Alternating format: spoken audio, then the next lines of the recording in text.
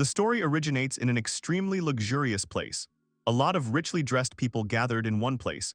They all clapped their hands and laughed as they watched. The guy in the blue cloak bowed to the king who was sitting on the throne. The ruler turned to Khil, his son, who was the 17th prince. He said that today was his 15th birthday. The king said that the guy had already become an adult, and to celebrate this day, he would grant him his own domain. He stated that Khil should go to this earth and heal it on his own. And so began the rather long and difficult journey of the young Khil. After packing up, he boarded a boat, on which he headed to his new territory. The guy looked at it in amazement, thinking that someone seemed to be joking with him. Khil was really horrified when he saw it. It was Sheol Reef. It takes 10 days to row a boat to get to the capital, and there aren't even pirates living there. There is no question of merchants because this island was too far from the capital. This island was more like just a big rock. Suddenly, he turned to the side where he saw a ship that was leaving very quickly. Khil looked at him in amazement, trying to figure out if they weren't even going to make sure that he swam to the island in one piece. Now it was his duty, the domain of the 17th prince of the kingdom of Sanfaris. He swam closer and closer, noticing that there was not even a beach there. Khil didn't know where he could dock. At the same time, the 11th Prince Valpas smiled smugly, after which he declared that this reef was just perfect for Khil. The 9th princess covered her face with a fan, after which she said that Senior Reef sounded interesting. Khil really doesn't have very good abilities, which could be called bad, but there is another reason why everyone laughs at him. Coat of arms. Every person is born with a coat of arms. His brothers have strong and beautiful coats of arms, for example, God of the Sword and King of the Sword, and accordingly a force equal to their coats of arms. Now they could be compared to the coat of arms of Khil. It was an unknown coat of arms, whose meaning they cannot understand to this day. It didn't make sense how much Khil worked on himself, because he couldn't activate his coat of arms in any way. His father and brothers were outraged by this situation, as Khil was bringing shame on the royal family. The guy awkwardly raised his head, after which he told his father that with all due respect, he was interested in whether it was possible to send his representative there to manage the reef. The king sighed, after which he said that this was a task. The man waved his hand and declared that this was the word of the oracle. It could be considered that Hyla was simply banished from the kingdom that day. They were banished to an unknown place, to some mountain of stones. He was already beginning to think that it would be better if he were executed for treason to the kingdom. The next moment he sighed, deciding that it was too early to think like that, and he was not ready to die. Suddenly he noticed a good place where he might be able to dock. He needed to slow down the speed of the boat so as not to crash on the rocks. He sighed. The guy raised his hands, after which he deftly used wind magic. A small magic circle appeared in his hands. Despite the fact that he applied his strength, he could not create any special magic. The only thing it was enough for was the movement of a small feather that fell from a bird above. That was the real power of his magic. When wind magic is used, it should summon a strong gust of wind, but it does not work. He barely got there and went ashore, thinking that this was already a good start. The guy decided that he needed to move his stuff to a safer place. Khil saw the cave and decided to bring everything there, but he turned pale when he went inside. Inside the dark cave, he saw a lot of human bones and remains that lay at the bottom along with garbage and crates. The guy swallowed his saliva in horror as cold sweat flowed down his face. He looked at all the horror that was in the cave. After that, he immediately turned around, thinking that there was nothing else there and he could hide the supplies there. So he did. After that, he sat on a box and from the cave began to look at how calmly the waves were beating against the rocks. It was beautiful. The birds were making noise, and Khil thought that this was a wonderful place where he was far from the hustle and bustle. And everything would be better if the situation were a little different. Suddenly, he slapped himself in the face, thinking that he was going to survive there no matter what. After that, he decided that he needed to figure something out first. When a ship sails by, he will ask them for help, and the ship cannot be from his country, so there is only a foreign or pirate ship to choose from. But if so, at best he will become a servant. There are no trade routes there, and this reef is too far from the capital for anyone to fish there. Khil could not rely on his magic in any way, and therefore he needs to store rainwater and fish in barrels. He has enough food and water for a month at most. He opened the drawer, thinking that he had to clean up this cave. He also thought that he should bury the remains of those people. The guy took out a small pickaxe, thinking that he would try to dig with this tool. At that very moment, he received a notification that a mining tool had been received. He turned around, trying to figure out what it was. Khil gasped, thinking that it was like a voice in his head. He asked the unknown person to say something again. The words sounded in his head that he had received a mining tool, after which he was asked if he wanted to start mining.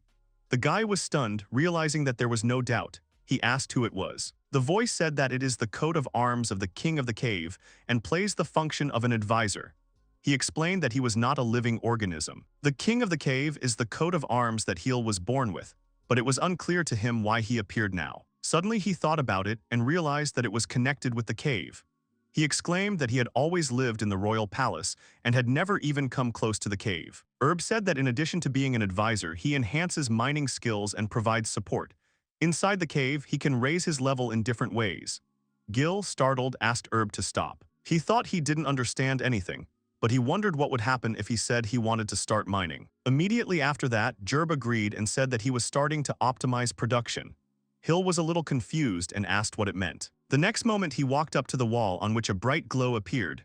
Khil was very surprised. He asked what it was and why the wall was shining so brightly. Explained that the places where the white light shines are the most suitable for mining. Also said that the fossils would be easy to dig and there would be no risk of collapse. Khil thought about it and then decided from where he would start digging. He quickly struck with a pickaxe. At the same moment, a large substance fell out of the wall. Khil was surprised that it happened from a single blow. Everything was as the advisor had said. It was very bright there, even though he was in a cave, so Khil asked if this was one of the supporting effects. The advisor agreed and said it was a night vision effect. He rolled up his sleeves and said that everything was fine then, and now he should start by making room for himself to sleep. Extremely quickly, he began to destroy the walls of the cave with his pickaxe.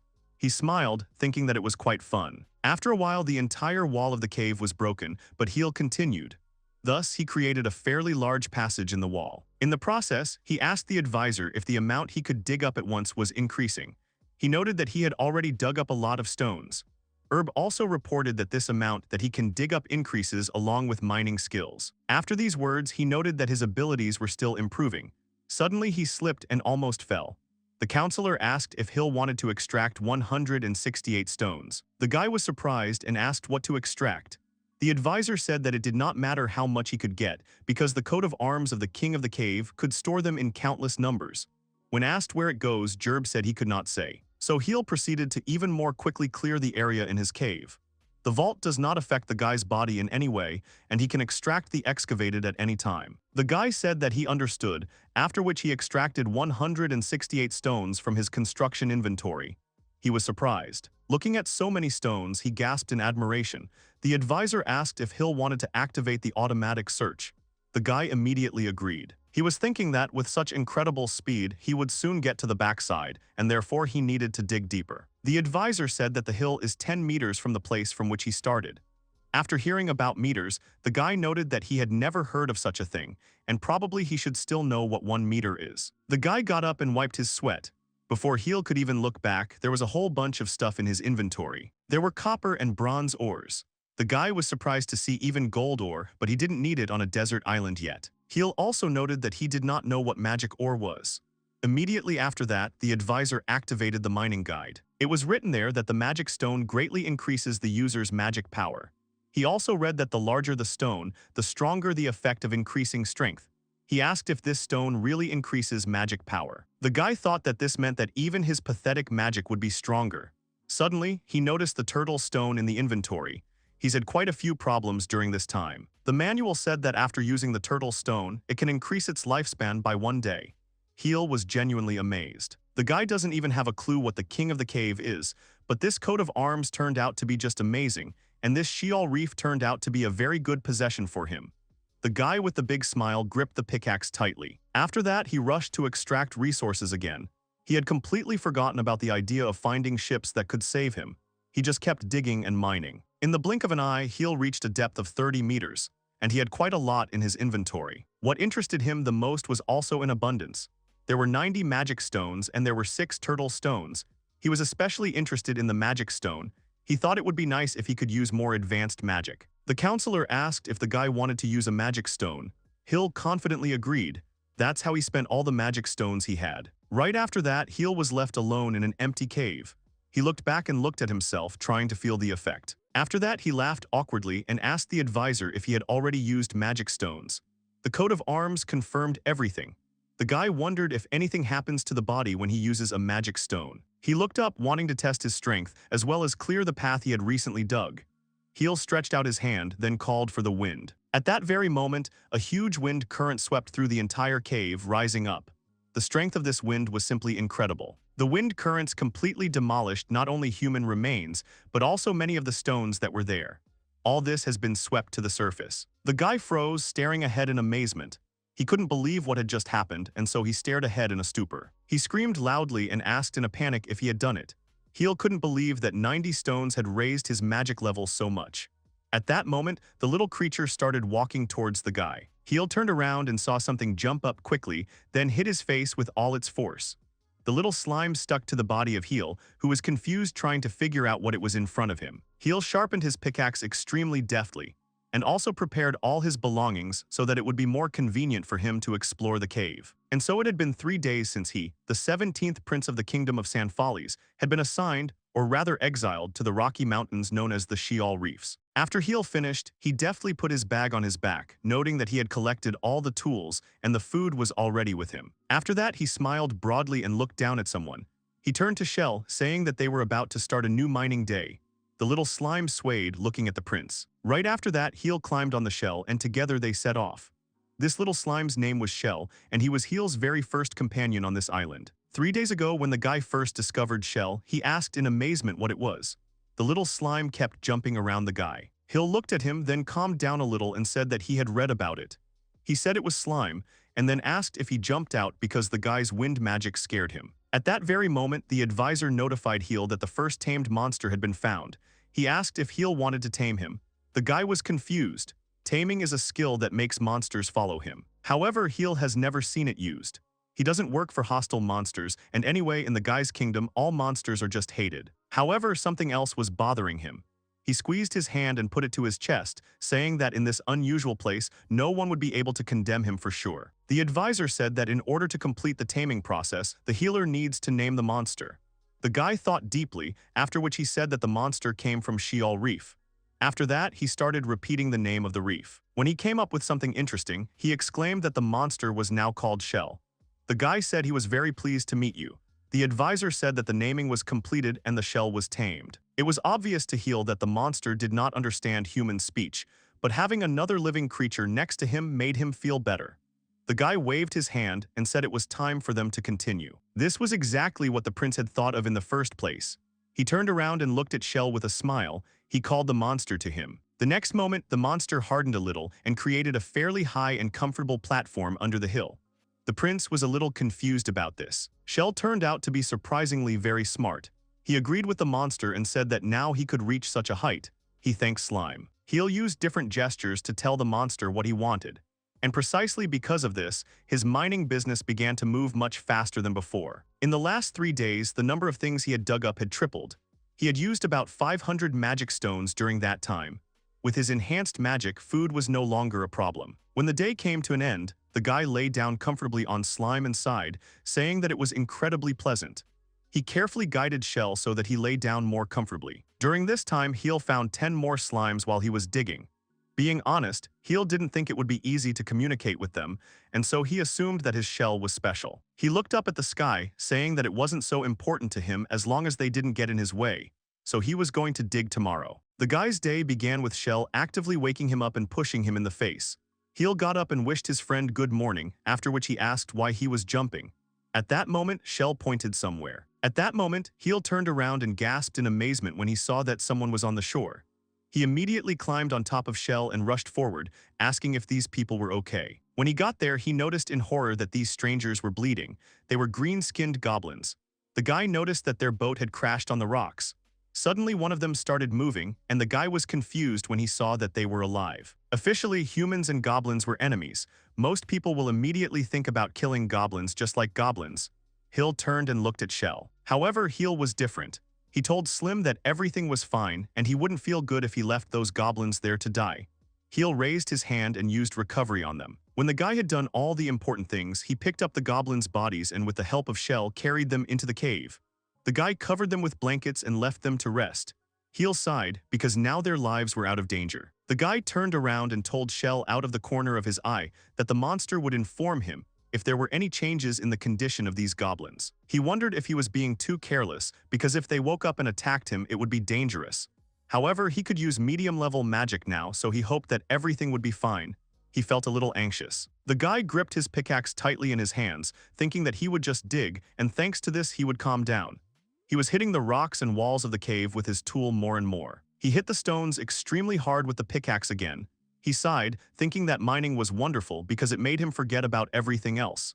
He felt very good when he checked his inventory. The guy wondered if there were any new stones there. There he saw the Misogi stone and the shining stone. One of them got rid of curses and the other was glowing all the time. Khil noted this, however, he had night vision. There was also no one there who could curse him. He sighed, thinking that it was not so important because it was still nice to find new things. Khil was about to return to the company when suddenly Shell came down to him. The guy turned to his pet in surprise, then looked up and asked if the goblin had woken up. He climbed on top of the shell and together they went upstairs. Khil immediately heard the screams. Someone was shouting at the princess to let him go. The girl told the general to stop because he can't just eat someone else's food. The third goblin agreed with the princess, saying that they should discuss everything. The next moment, the largest goblin of the three turned to Khil and asked who was there. The princess told the general to put down his weapon because this man had saved them. The goblin exclaimed that he simply could not do it because this man was dangerous. In a panic, Khil noticed that they spoke the same language, and he assumed that they were also from the Balon continent. However, something was bothering him. He shouted that the goblin should stop because the guy did not plan to do anything with them. The general ordered Khil to step back because he simply could not trust a man. The guy immediately noted that he had a feeling that they were not hostile, but rather afraid of him. The general immediately said that this man was up to something, because otherwise he did not understand why Khil was mocking them. The guy froze, trying to figure out what it meant. He turned around and looked at Shell, who immediately stood up. He saw himself in Slime's reflection, after which he couldn't help but notice the fact that this guy looked incredibly dangerous. Khil began to panic, thinking that because he was so into digging, he had become something inhuman. He immediately apologized to them and said they could eat his food. He decided something and turned towards the water. Khil quickly used lightning to kill the fish and then collect it with the wind. He picked her up with a smile and said they should eat the fish he caught. The general was taken aback and asked why Khil didn't just kill them right away since he could use such strong magic. He just told the guy to kill them quickly. At this time, the little princess called the general and asked why he decided everything so quickly. However, she couldn't finish the sentence. The girl fell at the goblin's feet, breathing heavily. Both goblins immediately rushed to the princess and began to scream loudly, trying to wake the girl up and bring her back to consciousness. Khil was very confused. The guy looked at the goblins in disbelief, who were drooping, and then asked if the girl's wounds had not completely healed. The old man paused, then said that this was not the case. Goblin revealed that their princess was cursed with a life-shortening curse. Khil immediately froze when he heard about the curse. The old man burst into tears and apologized to the general, saying that the time had come. The man also began to sob. They started talking about how they just couldn't let the princess die alone, and therefore they would follow her too. They declared that they would receive the punishment of the ancestors in another world. Khil, watching this, was amazed at the thought of what they had decided to do to themselves. He shouted loudly for them to stop. The guy quickly said that he might be able to extract the poison from her body. The general turned around and told the guy not to lie because they had already tried everything. Khil said he hadn't used it before, but it's worth a try. The next moment, the guy took out one of the Misogi stones and used it on the princess. The girl immediately shone brightly, which greatly amazed the goblins. Khil thought about it and said that her life expectancy had also been reduced. He immediately spent 79 turtle stones on it and kept 10 for himself just in case. The general looked at the guy in amazement and asked what kind of light it was. Khil quickly reported that the Misogi stone had cured the girl's curse. The goblin looked at the guy and asked where he got this stone in the first place. Suddenly, someone's voice rang out. The general, Khil, and the old man looked at the girl in amazement, who got up and asked in disbelief what had happened. The princess said that she already thought she was dead. At the same moment, loud screams rang out in the room, followed by apologies. The general bowed low, hitting his head on the floor, and then apologized for what he had done. He also called Khil the savior of their princess. The goblin was very confused because he did not know at all how he could apologize for his act. Khil smiled and built a fire, telling the others that they should go to him and eat something. He stated that they hadn't even met yet. The guy was also amazed that the general had punched the floor with his head. He thought goblins were scary. The general said again that he did not know how to apologize so that Khil would forgive him. He explained that he was General L from the Bledin tribe. The princess said that her name was Rai, and she was the daughter of Rodin, the king of the Bledin tribe. The old man said that his name was Vari, and he was a shaman of the Bledin tribe. Khil said with a smile that his name was Khil, and he was the prince of the kingdom of Sanfaris, or he was. The general immediately exclaimed upon learning that the guy was a prince. He stated that it was now clear to him why Khil could use all that magic. The guy awkwardly said that everything was wrong, and it was thanks to the stones that he got here. After that, Khil said it wasn't that important. He asked why they were in this place.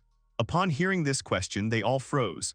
The general said heavily that their hometown had been burned to the ground by the orcs. Almost the entire ruling family was killed, and only Princess Rai was able to survive. They had been looking for a place to stay for the past year, but the other clans did not accept them, and the people, of course, drove them away. They and the other survivors have headed to a new world, but they don't even know if the others are safe. Vari spoke heavily about this dilapidated ship. Ri turned around and told the old man not to blame Al. She said that if they had stayed on land, their fate would have been the same.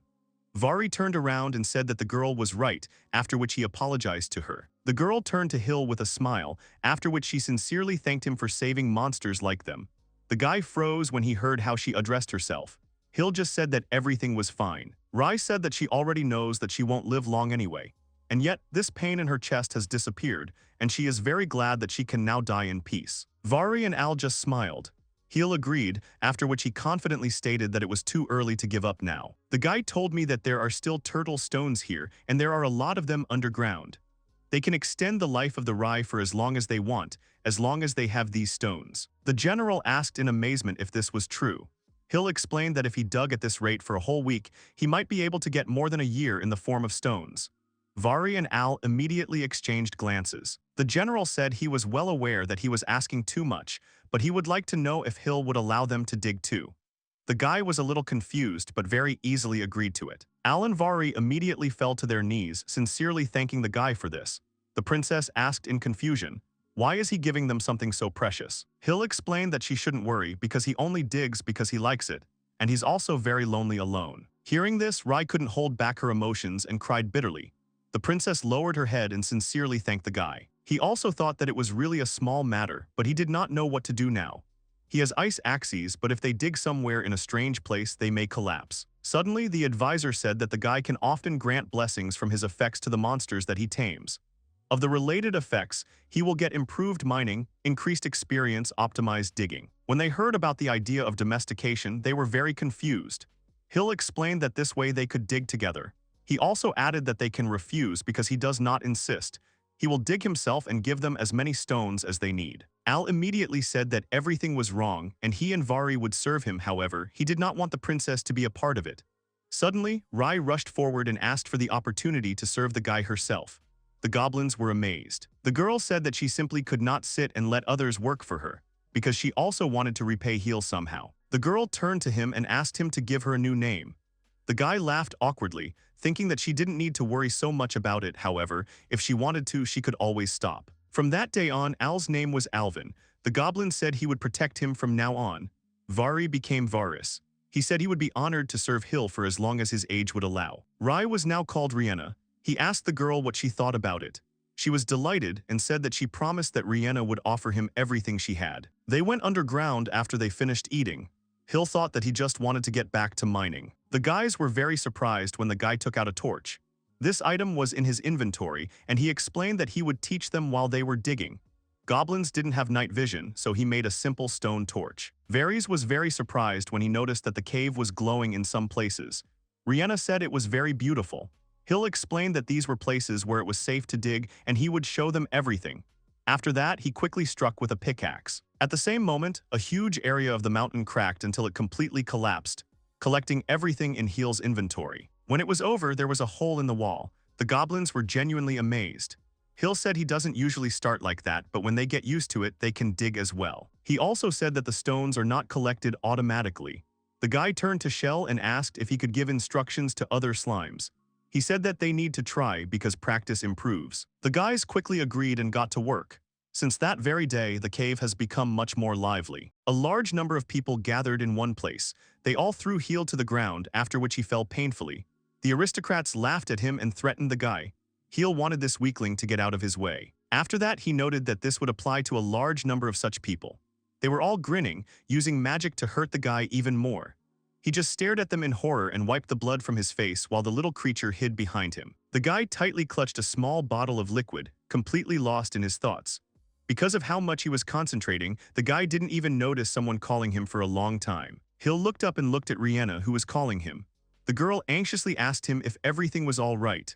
Alvin also asked if it was possible that Khil was tired because he had already dug up a lot today. The guy tightly clutched the pendant with the bottle, after which he said that everything was wrong and he just plunged deep into thought. Afterwards, he said that thanks to his king of the cave, he could dig all day without even getting tired of it. Rihanna looked at the guy, then sighed and said that he really shouldn't work so hard. Khil agreed, after which he asked in surprise what it smelled so delicious. Rihanna quickly showed an extremely appetizing apple pie. The girl said that they would eat it today. Khil, Alvin, and Varys sighed in admiration. It's been 3 days since Khil met these goblins. They've already done a couple of things since then. The 3 of them made themselves a bathroom, a reservoir, as well as a fairly simple but comfortable kitchen. The guy took a small fork, then ate a piece of pie. He was thinking that thanks to this kitchen, he could eat the food that Rihanna was cooking. When the guy started chewing the pie, he gasped in amazement, which scared the girl. The next moment, Khil gripped the fork tightly in his hands and blushed slightly, saying that it was incredibly delicious. Rihanna sighed calmly, after which she noted that she was very glad that Khil liked her cooking. It was only thanks to Rihanna that all the products that Khil brought with him were not just cooked or baked, but turned into delicious food. Alvin raised his fork with a smile and said that he never would have thought that the prey could be so fun. Varys sighed and agreed, after which he said that it was all worth it because they were prolonging the life of their princess. Rihanna smiled warmly, then called Alvin, Varys, and Mr. Khil by name. She sincerely thanked them all for what they did for her during such a difficult time. As time passed, the situation gradually began to improve, but this did not negate the fact that the guys still had a whole bunch of different things to do. Khil didn't have the resources he needed. After all their firewood runs out, he can only rely on what he brought with him from the kingdom. There was no food on this island besides, and their clothes were gradually wearing out. Khil continued to dig, thinking that all this was unlikely. However, if a ship did appear, then they would have the opportunity to exchange emeralds for supplies. Suddenly he thought about it and said that everything was wrong. The guy could not have imagined that he would have the same worries as the real lord of the lands. Alvin was extremely reluctant to leave all the work to Khil, but the guy said that they should rest. He continued to destroy the stones, saying that he just needed to dig. He wanted to get more turtle stones for Rihanna and maybe even find some new stones. After Khil hit the rocks again, suddenly one of the walls collapsed and the guy gasped in amazement. He looked at the open space in disbelief and asked if it was really a cave. He looked around, however, the entire cave was completely covered with some rocks that he had seen for the first time. He gasped and asked what kind of stones they were. Khil was amazed to see that they were as orange as the sunset itself. They were different from the shining stones. He stepped forward and found that there was earth on the floor. He asked why she was there. Suddenly he heard a sound and raised his head. Right in front of him was a huge monster that looked like a giant spider. The insect hissed as Khil froze in a daze. Khil couldn't believe that there was a spider in front of him. It was huge, and the guy decided he was going to eat it and he was going to die. He raised his hand and wanted to use magic, but the monster ran away extremely quickly, which amazed Khil. He looked inside where he saw a lot of very small spiders. The guy gasped and apologized, realizing that it was a spider's nest. It became clear to him that it was protecting its children. Suddenly, he received a notification that a new tame monster had been found. At this time, Alvin was warming up when he suddenly heard Hyla. He was glad that the guy had changed his mind about working. Suddenly, they all froze, looking at the guy. Khil stared at them in disbelief while there was a huge spider behind him. The guys shouted loudly that there was something behind the hill. The guy smiled and apologized for scaring them. He explained that it was Taryn and her children who had just joined them. Varys gasped, saying that it was a cave spider. He could not have imagined that there was such a big one as a battering ram. Khil asked if they were smaller on the continent. Varys said they were usually the same as him. Their web is stronger than iron and they have a very strong poison. They are very dangerous and also feed on humans and monsters. Khil was surprised when he found out about it. Khil said that in the past he had been told to be careful if there was earth in the cave. Varys explained that this is the land of cave spiders, hinting at food waste. He gasped and said he understood. He also explained that the floor of the cave where he found them was covered with it. Varys was a little surprised, but noted that this was good news. Varys explained that the spider thing is much better suited for growing crops than the earth. Khil gasped and said that then she was perfect for farming. Varys was thinking about where to grow crops on an island full of rocks. Khil said he wanted to show them something. He asked the guys to follow him to look at the tunnel. Inside, they saw a long staircase leading down.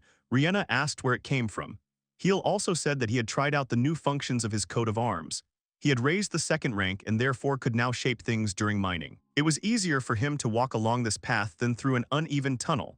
He also gained the ability to handle inventory. The trained monsters also had night vision now. Alvin said it looked like they would have more worries starting tomorrow. Varys agreed that they had a lot to do. Khil also asked what the guys thought about the welcome party for Terran tomorrow. Rihanna agreed and said she wanted fried fish. And so the plan to change the island was approved. Alvin and Varys forged pickaxes. The old man didn't have enough knowledge to make the same ones as the original. Khil said that the creation of tools is already an achievement. Rihanna began to knit spiders from the web. She knitted good towels and she could also make a futon. Khil appointed Terran as the head of agriculture, and suddenly she had a new unexpected talent. She was incredibly fast at digging, and Khil noticed that even the king of the cave couldn't take her lightly. Then something happened. A small sprout appeared on their territory, which began to grow instantly until it turned into an apple tree. It happened in a matter of seconds. Khil did not think that the effect would be so significant. The orange stones they found in that cave turned out to be sunstones that accelerated the growth of living creatures. Varys assumed that was why the ram was so big. Khil couldn't find them in other places, so he should have taken care of the stones. The guy asked Rihanna if she was busy. He entrusted the sunstones and plantation planning to Rihanna. The girl wasn't sure if he really wanted to entrust it to her. She exclaimed that she would not let him down. He was worried that she was worrying too much, but because of that, he could trust her. He went underground and thanked Shell for the quick descent. Everyone does what they do best. Thanks to this, he could devote himself entirely to mining. His goal was to get as many turtle stones as possible. Rihanna already has 5 years of life, but she told him she was 15, just like him. He was sure that she wanted to live a long life. He is the best earner, and therefore he has to work harder. Suddenly, he noticed an unfamiliar white stone and decided to dig it out first. Suddenly, he gasped in amazement. It was a dragon sphere capable of resurrecting the dead. He didn't believe it. Khil quickly called Tirana and the others to dig with him. However, they couldn't find any other dragon realms. He said it was understandable, and it would be very scary if they could resurrect everyone. He picked up the sphere and said that he would take it outside, because if he died, he would not be able to get it out of the inventory. Suddenly, he heard Alvin calling him. The guy asked what happened upstairs. He left the stone on the ledge for a while, then ran upstairs.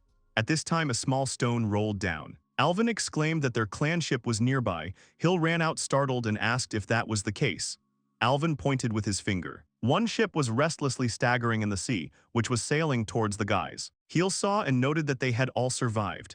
Rihanna began to cry, saying that she already thought they were dead too. Alvin exclaimed that it was wonderful because his daughter was there too. Khil said it would be dangerous for them to dock here and therefore they should take their ship. Alvin agreed and then asked if the guy was sure. Khil said he doesn't use it. After that, he handed them a bag of jewelry. The guy said they should take it as a parting gift. Thanks to this, they will be able to restore the Baldan clan wherever they want. Alvin asked Khil what he was saying. The guy asked in disbelief what was wrong because their friends were on the ship. He stated that they should leave this remote place. He came up with the idea and offered them to bargain after they found a suitable place for the house, because it would be great if he could get things from outside. The goblins looked at each other in disbelief, trying to say something. Suddenly, Alvin exclaimed loudly, asking Khil not to leave them. They were not going to leave, and they went to the others so that the guys would also swear allegiance to Khil. They would never have left him. Rihanna agreed and said they were Hyla's subordinates. The guy was shocked and said he appreciated it, but they wouldn't have another chance. Rihanna asked if Khil would like to go with them.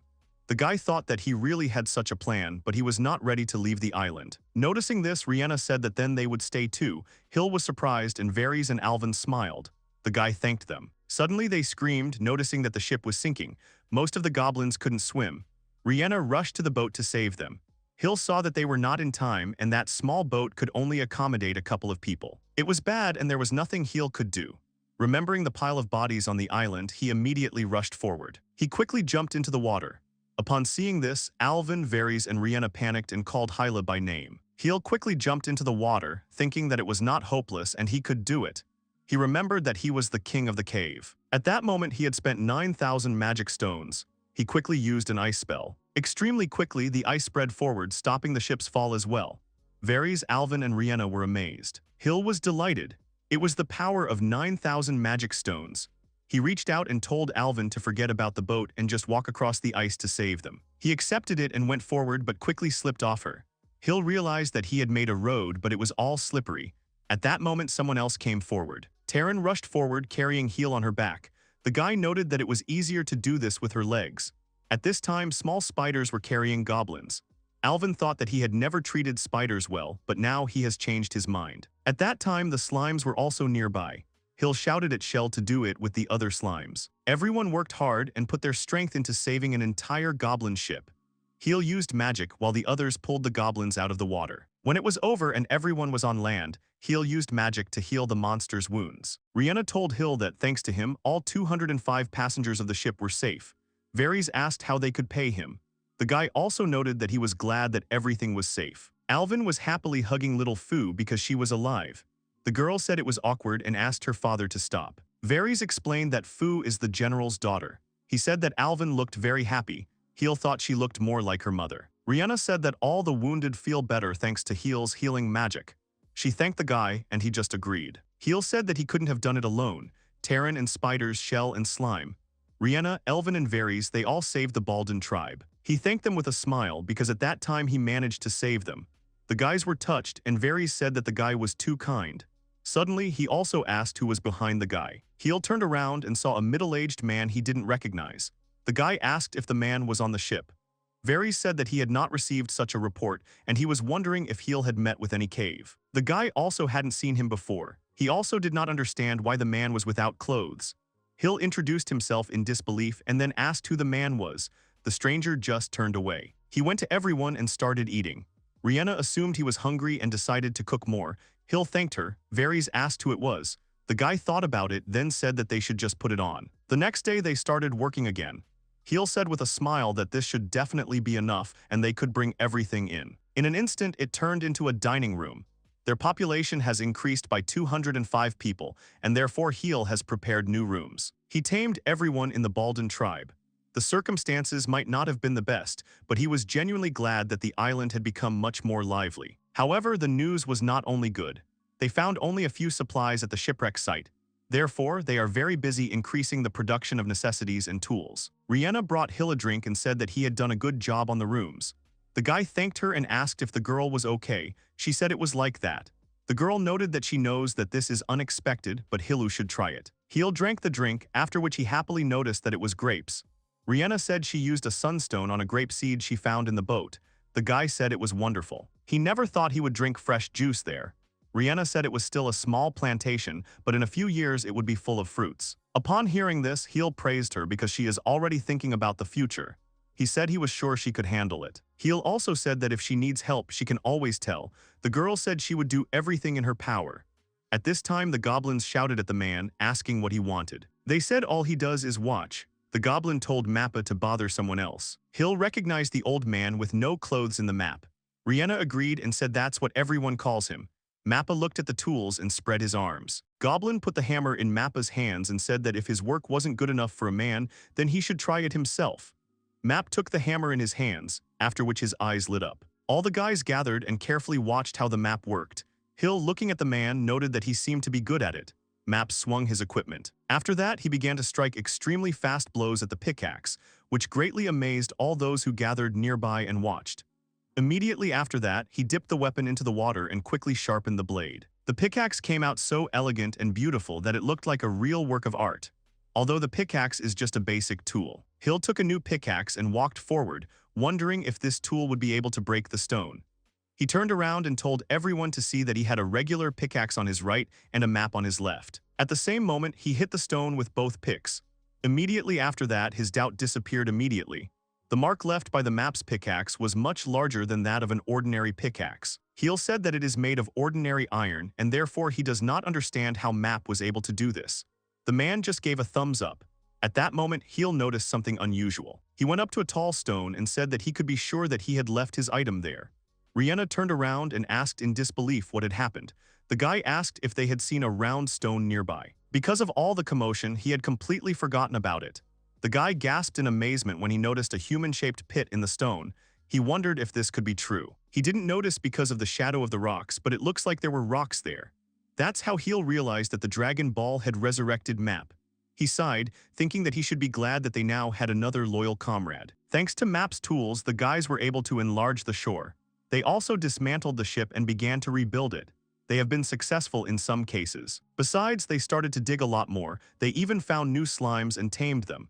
Now they are helping with transportation. Khil would like to say that everything was going great, but the problem was that they were finding fewer and fewer turtle stones.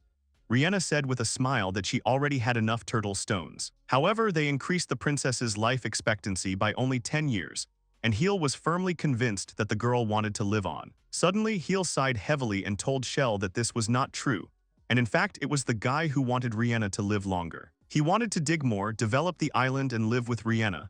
Suddenly, he punched a hole into a certain cave. At that very moment, his face turned pale. He went inside and found a room downstairs. Earlier, Khil thought that this was just a desert island, and he had assumptions that something had happened here a long time ago. To begin with, he decided that he would take all the things from there. There he found a stone heart, which can become the basis for an artificial organism. Now he could create a doll. Khil wondered if he could create a new comrade. The advisor said that it is possible to combine materials for creation. He took the stone, thinking that he would decide later what to do with it. He also discovered the golden evolution stone, which allowed the monster to evolve. Khil didn't know what that meant at all. The advisor said that he could change the appearance of the monster. The monster retains its age and personality, but its body changes. Khil thought it was very scary, but after that, an idea came to his mind. He met with the guys at night. Varys asked if it works so that the stone allows monsters to evolve. Khil asked if the old man had ever heard of such a thing. Varys agreed and said that every goblin knows about it because it is described in their legends. Alvin also thought about it after it was mentioned. Varys looked at Khil and asked if the guy knew about species that looked very much like goblins. The guy thought about it and asked if Varys was talking about hobgoblins and leaf goblins. Varys agreed and said that they were ordinary goblins, but those who wanted more power turned into hobgoblins, and those who wanted to live deep in the forests turned into forest goblins. And all this is thanks to this stone. It was because of this that Khil understood what evolution meant. The guy looked at Alvin and asked if he was a hobgoblin. The man said that this was not the case, and he had never used this stone, but was simply born with such a body. Varys said that he previously believed that he existed only in legends, and he is surprised that he actually exists. According to the King of the Cave, it allows the monster to get a new body and also extends its lifespan. The guys were very surprised. Khil looked at them and asked if they wanted to test it on the princess. Varys was interested but too attached to his body. Alvin said his body was too good to change. The princess said that she wanted to help Khil in any way, for example, with magic. However, she couldn't use something valuable. Varys said it wasn't a bad idea. Goblins can't use magic, but maybe if it evolves, then everything will work out. Khil said that if she could use magic, it would help him a lot, but above all, he wanted her to live a long time. The girl thought about it and then said that she wanted to evolve. Khil said with a smile that everything was settled. Rihanna took the egg in her hands, after which she thought that she wanted to be with Mr. Hill for a very long time. Everything shone around and the guys were amazed. The light was incredibly bright, and when it was over, Khil opened his eyes. Everyone watching was amazed. The guy asked if it was Rihanna. A girl with luxurious long hair and pointed ears gently opened her eyes, clutching her hands to herself. She looked at herself, then turned to Khil and asked what had happened to her. When Map saw her, her nose started to bleed and the guys were amazed. Khil opened his eyes and mumbled, after which he asked in amazement when he managed to fall asleep. Suddenly he gasped, remembering Rihanna. He immediately shouted that Rihanna had evolved. At this time, the girl with black hair was looking at him.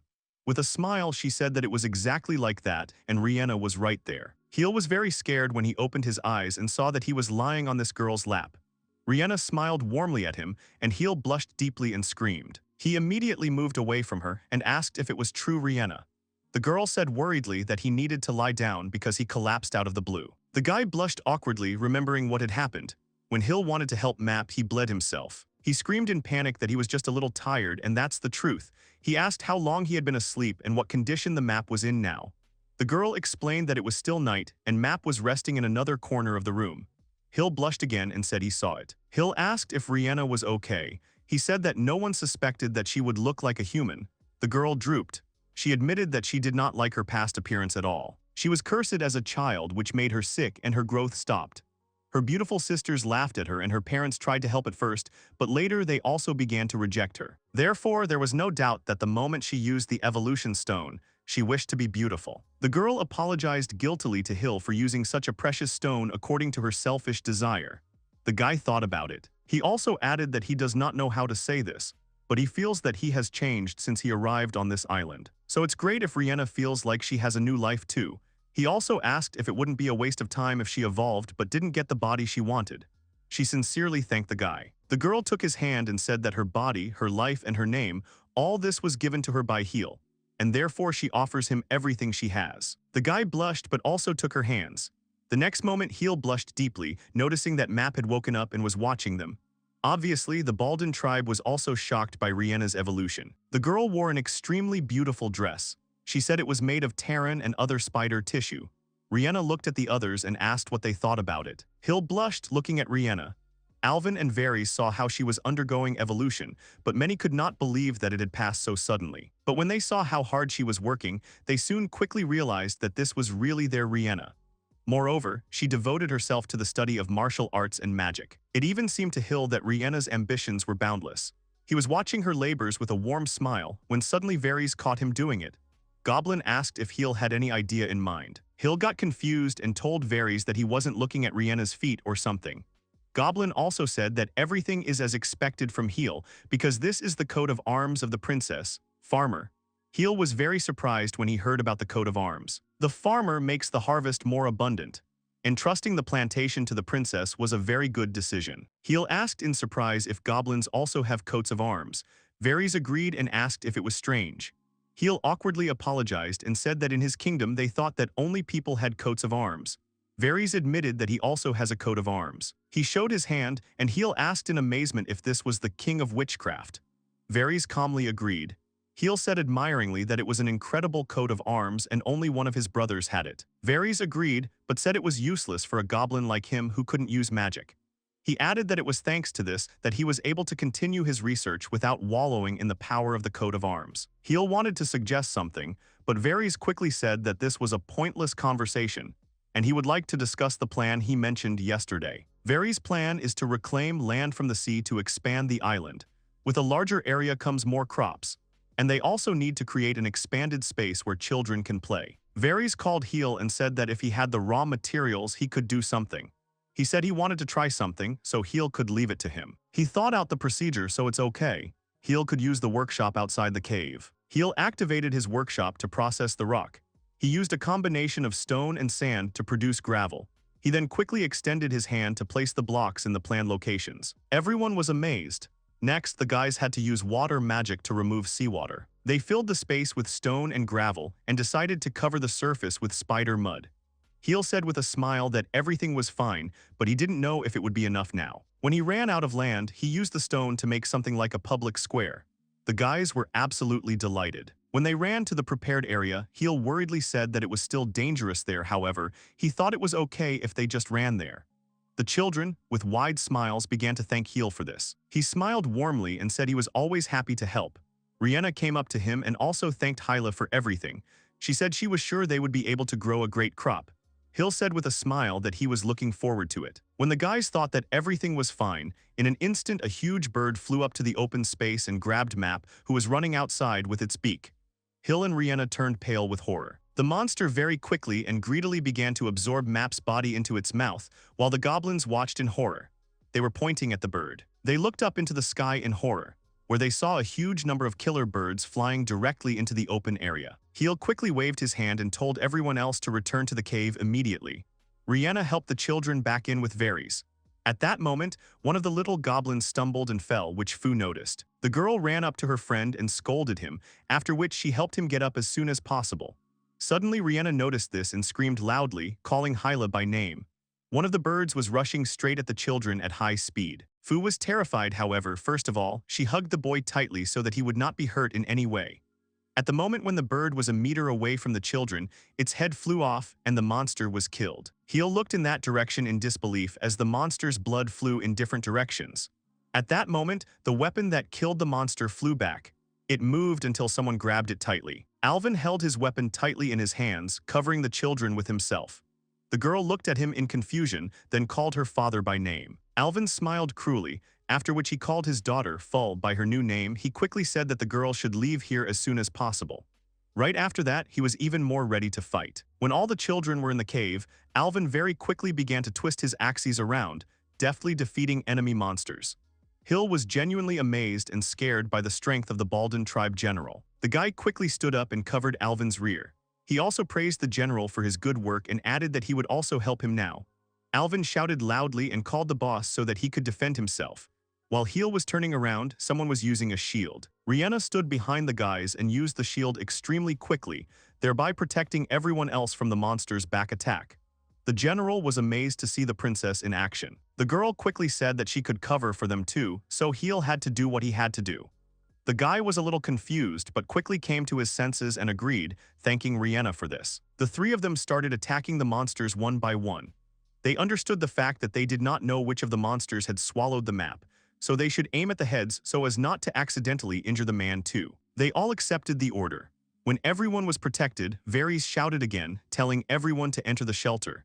He called the three guys and told them that they should also hurry up and go back inside. Alvin came forward a little, after which he told the others that he would take over the rear, so Hilu and Rihanna should protect the entrance to the cave. Khil remembered about the Heart of Stone. He said that everything was wrong and he knew who would protect the cave the best. He threw his stone forward, at the same time spending production stones in the amount of 300 pieces. At the moment when the birds were rushing towards the cave at full speed, a huge hand brushed them away like flies. The oversized golem doll was designed.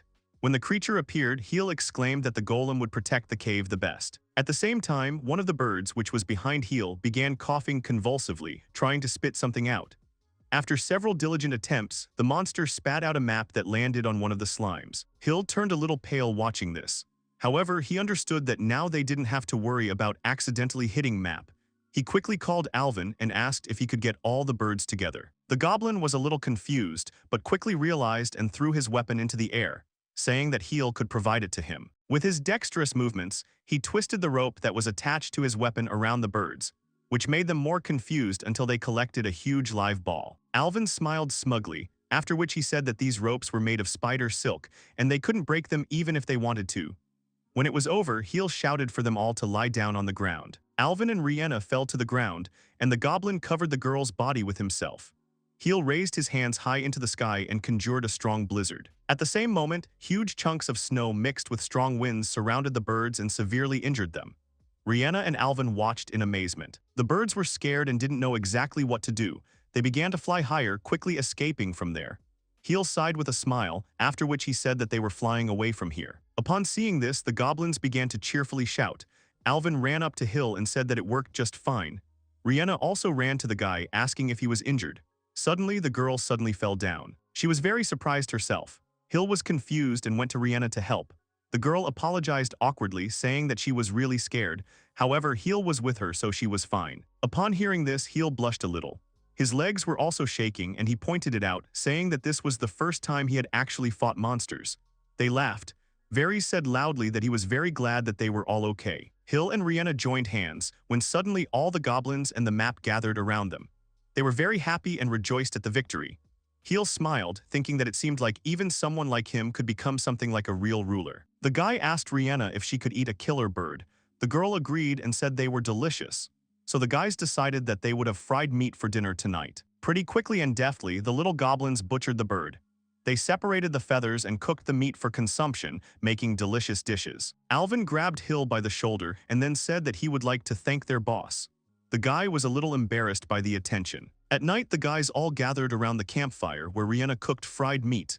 They were all very happy when they started eating. They were looking at a crowded table on which there was just a huge amount of meat in various forms. That night, when they fought off the killer birds, they had an unprecedented banquet. Rihanna turned to Khil with a smile and said that he should start eating too. The guy agreed a little awkwardly, looking at the piece of meat that he was holding in his hands. The guy looked at the meat carefully, thinking that he had never tasted monster meat before. But this color and smell were just incredible. Khil took a small and extremely careful bite, after which he began to chew the meat. The next moment he gasped in admiration, thinking that he no longer had any doubts about this. Rihanna laughed contentedly, noting that Khil liked everything. The girl also said that they also have soup. The guy happily said that it was just great. Khil was diligently praising all the food. Suddenly he noticed something in the soup. Then he looked at Rihanna and asked if it was really the same meat. The girl gasped, not checking that he noticed it. Rihanna said that the killer bird has different tastes depending on the part they eat. It can taste like 3 different animals. Wings and legs taste like chicken. The belly is like beef and the shoulder is pork. Khil noted this and then said that it would be extremely dangerous if they attacked again. However, they may also consider these monsters as a good food source. The guy said that the golem should stand guard at all times. Varys came closer and said with a smile that it was a very good idea. The old man noted that killer birds simply would not attack those who were bigger than them. Khil looked at the man in some surprise. Varys said he would assemble a guard unit because perhaps it would be a good idea to build walls and watchtowers. They will also serve well to protect fields from salt damage. Khil agreed and said that the processing of the stone could be left to him. He also asked Varys to work on the layout. Suddenly, he noticed a little girl who had been sitting next to them all this time. Khil sat next to them and silently looked at the guys, simultaneously eating a bone with meat. Khil was very confused when the girl began to look at him from all sides. He was pretty sure it was Alvin's daughter. The girl approached Khil with displeasure, after which she said that her name was Khil. She reminded him that it was he who had given her that name. The guy was confused and moved away. He apologized and then asked if she really needed anything. The girl took a short pause, after which she asked why he was so strong. Khil looked at her in disbelief, then asked if she was talking about magic. He said that it was due to the extraction of ore. He dug up stones that increase magical power and therefore became stronger. Khil asked in amazement if there were magic stones in this place. The girl asked if she could start digging them too. Rihanna said a little awkwardly that in order to use magic, goblins must first develop and change their bodies with the help of the Stone of Evolution. Khil proudly said that she was going to evolve. Khil asked in some perplexity if it was really that simple. He also added that they don't have an evolution stone. Alvin came up and hit the girl on the head, saying that it was time for her to stop bothering their boss. Alvin also added that Khil shouldn't say that. He lowered his daughter's head, after which he said that she was always interested in how to become stronger. Khil smiled and said that there was nothing you could do about such a strong father. Alvin asked in disbelief if this was true, but Khil did not answer. The guy said that if the girl wants the Stone of Evolution, then she should dig, and if she finds it, she can use it. She asked if it was true and if Khil was sure. Immediately after that, she turned around joyfully and exclaimed that she was good at mining ore, and therefore promised to help Mr. Khil. Elvin, perplexed, asked the guy if he was sure of his decision. Khil said that having more people who can use magic would be for the best, and he knows it. After that, Khil shifted his gaze to Rihanna and looked at the number of magic stones at the moment. He deftly transferred 500 stones to her. The girl looked at him in disbelief. Khil said that he just tried to use some magic stones on her to increase the girl's magical power. Startled, she asked if she was looking at her. The girl quickly said that she understood and that she would do everything possible to become a better person. Alvin said it was the right thing to do and they needed to gain strength. He said they should start eating right. The guys agreed. Today they have completed land reclamation and received delicious meat. They had a Thanksgiving party, and this day became the first memorable day on Sheol Reef. Suddenly, Khil sneezed loudly. The guys made a refrigerator to store a large amount of food. It was Rihanna's idea. The guy looked back and said he would go. Shivering from the cold, the girl said that they should go out. Now there was no fear that the meat would spoil. Rihanna agreed and said that on the continent, food would be stored for more than 6 months if it were stored in frozen caves. Mara needed a large steel door, but apparently he also had complaints about the amenities. Khil asked if the man wanted the guy to shape the stone that way. He also noted that map draws well. So the forge was also updated. Rihanna has become more confident lately. The girl said that she would periodically use freezing in order to make sure that the ice does not melt. Thanks to Alvin and Varys, the external defense was going well, and now Khil could focus on mining again. Khil said in disbelief that she was surprised that nothing bad had happened in that time. Khil agreed with the girl. She said that the Cave King is amazing. She knows that light optimizes their production and helps to avoid blockages, but not knowing anything about mines is just too careless. The guy agreed. Khil added that they need ventilation because dust is harmful to the lungs. She asked if Khil was mining coal. She said that if the gas accumulates, they can get poisoned or in the worst case explode. The guy was surprised. There is an air supply device outside and they need to ask Map to build it. Khil said it would be very helpful. He noted that Khil knows a lot about mines. The girl said that she has been working since childhood, after which she showed her coat of arms. This is the coat of arms of the miner. She can dig too, but it's no match for the Hill Cave King. However, Khil could dig. Khil said it was encouraging and if she noticed something, she should tell him. The girl agreed. Khil is experienced. She may be lagging behind in quantity and speed, but she works very efficiently, and her intuition in mining ore is simply amazing. He felt that she was his biggest rival since Terran. Suddenly the girl thought about it and asked if Khil had a father. The guy quietly said that he was. She said she was sure he was a great man. Khil was silent. Khil was afraid of his father and brothers. It is true that he has acquired incredible magical powers, but this is a family with unlimited power that dwarfs even what he has. Khil asked if Fall wanted to become stronger than his father. The girl said she didn't care and then returned to work. Khil noted that it was easy to read. Suddenly he noticed that he had found something and asked if it was really a karst cave. Fall said she did it and there's something there. The cave was huge. Fall asked if the evolution stone was in the same room like this one. He confirmed it. He was greatly strained by the statues inside when suddenly one of them had eyes that lit up. The guy tried to stop the fowl when the statue started attacking. Khil used a shield to deflect the attack. He asked if Fall was okay, to which the girl replied positively. They were golems, but the one that Khil was making can't use magic. The golems started attacking the guys, and Khil noticed that they even had swords. They surrounded the guys, and then Khil folded his arms. He activated a strong storm that instantly destroyed the monsters. Khil asked if Fall was hurt. The girl said she was fine. She apologized for going ahead without thinking. The guy said that it happened all his expectations at the moment when the golems appeared. He ordered Shell to inform everyone because they need to suspend ore mining.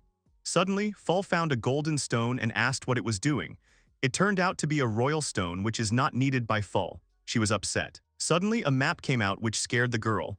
Khil wondered what the man was going to do now. Fall didn't know, but he looked happy. Map quickly took the sword and left. Fall asked how long Map was going to walk around like this. She asked if all people are like that. Khil said not many, but he had never seen Map so excited. Khil wondered if there was anything unusual about this sword. He tried to pick it up, but the weapon did not move. They tried together that he still didn't move. They just wanted to take him away. The advisor said that the king of the cave could not collect anything except minerals and mined items. The guy saw that the processed items were very good. He hit with a pickaxe, but it didn't work. Fall was surprised that even Khil couldn't break it. The guy said he wasn't done yet. He struck again and the sword broke along with the pickaxe. He managed to do it, but even Map's ice axe couldn't stand it. Khil looked at what the sword was made of. It was orichalcum, which is legendary. It is lighter and stronger than metal and can also enchant magical effects. The guy wondered why he couldn't lift it if it was lighter than metal. Suddenly he froze, startled by his realization. At that time, Alvin was trying to do something. All his muscles were very tense as he put all his strength into it. Rihanna and Varys watched in silence as he tried to raise his sword. Khil came out of the cave and asked what was going on. Rihanna was a little confused, after which she said that Map had brought a sword and everyone was trying to pick it up. Khil was very surprised, after which he said that it was simply impossible. He said that the sword was made of 300 ingots of orichalcum. Rihanna and Varys were very surprised when they heard about this. Fall ran to her father saying that it was impossible. The man did not stop, only continuing to apply force. He tensed up and raised his sword with a loud shout. All the goblins exclaimed in admiration that this was their great General Elvin. It was only at this moment that Khil could see that the cross of the great warrior was visible on Alvin's chest. It was then that Khil realized the reason why Alvin was so strong. Suddenly, he lost his balance and started falling backwards with the sword. Khil and Fall turned pale with horror and shock when they saw this. Everyone ran to the fallen general. Khil examined him and said he thought he was fine and the wound wasn't that big. Along with that, he used recovery magic. The guy said that Alvin was tough, but it was dangerous. The general struggled up and sat down, when suddenly little Fall hugged him so tightly that he coughed in pain. Alvin was very confused, looking at the girl who hugged him tightly. In tears, she said he was a fool because she was really worried. Alvin apologized and said he would be more careful. Khil and Rihanna, who were watching this, smiled warmly. The guy turned around and noticed that at the same time, Map was melting an orichalcum sword. The legendary dwarf race is very fond of using rare minerals. Dwarves have incredible physical strength, mysterious techniques, and a noble spirit. Khil asked what Map was doing. Suddenly, the man handed the weapon to Khil. The guy wasn't sure if he would pick it up, but he was surprised. He picked up this instrument extremely easily. It was an orichalcum ice axe. After that, Map made all kinds of orichalcum instruments. The guy thought that Map was a real genius. And there is no doubt about it, however, Khil did not think that the desire to be naked was part of the legend. The axe flew high up while explosions thundered around, signaling that something serious was approaching and requiring intervention. After catching the cannon, the orc heard his team shout that even the general's axe could not cope with the impending danger. The orc was very angry. He clearly did not want to show himself in front of his army in such a way, so he resolutely strode forward. Smiling, the orc clenched his fists with such force that they made a crunching sound. The creature was preparing for the approaching fight. Spreading his arms in a pose that should help deflect the blow, the orc shouted loudly that he was ready to fight the enemy. In another place, Full, sensing something, began to sniff to feel the fresh air. After the girl was delighted, the young man also noted that the air became much cleaner thanks to ventilation, which his girlfriend advised. Also, the design was helped to improve by Map, who made rotating blades, which constantly supply fresh air to the right place. A little later, the girl began to stretch her shoulders and said that she would like to return to the prey, to which the guy replied that he shared her desire. However, it was never known where it would be possible to dig up something dangerous again, so it was worth waiting. Full decided to go to the forge, and Khil decided to create new golems, which will be an improved version of the previous ones for safety. The guy thought that while he was busy with alchemy, Map would be able to make new equipment. Having drawn the appearance of the new warriors on the ground, the young man thought that he was too carried away because their task was protection, not beauty.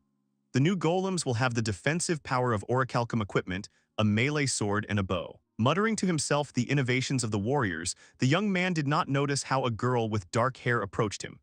Rihanna apologized for scaring the young man, but he was too focused on his plans. The girl asked if the young man had free time and after his answer asked him to go with her.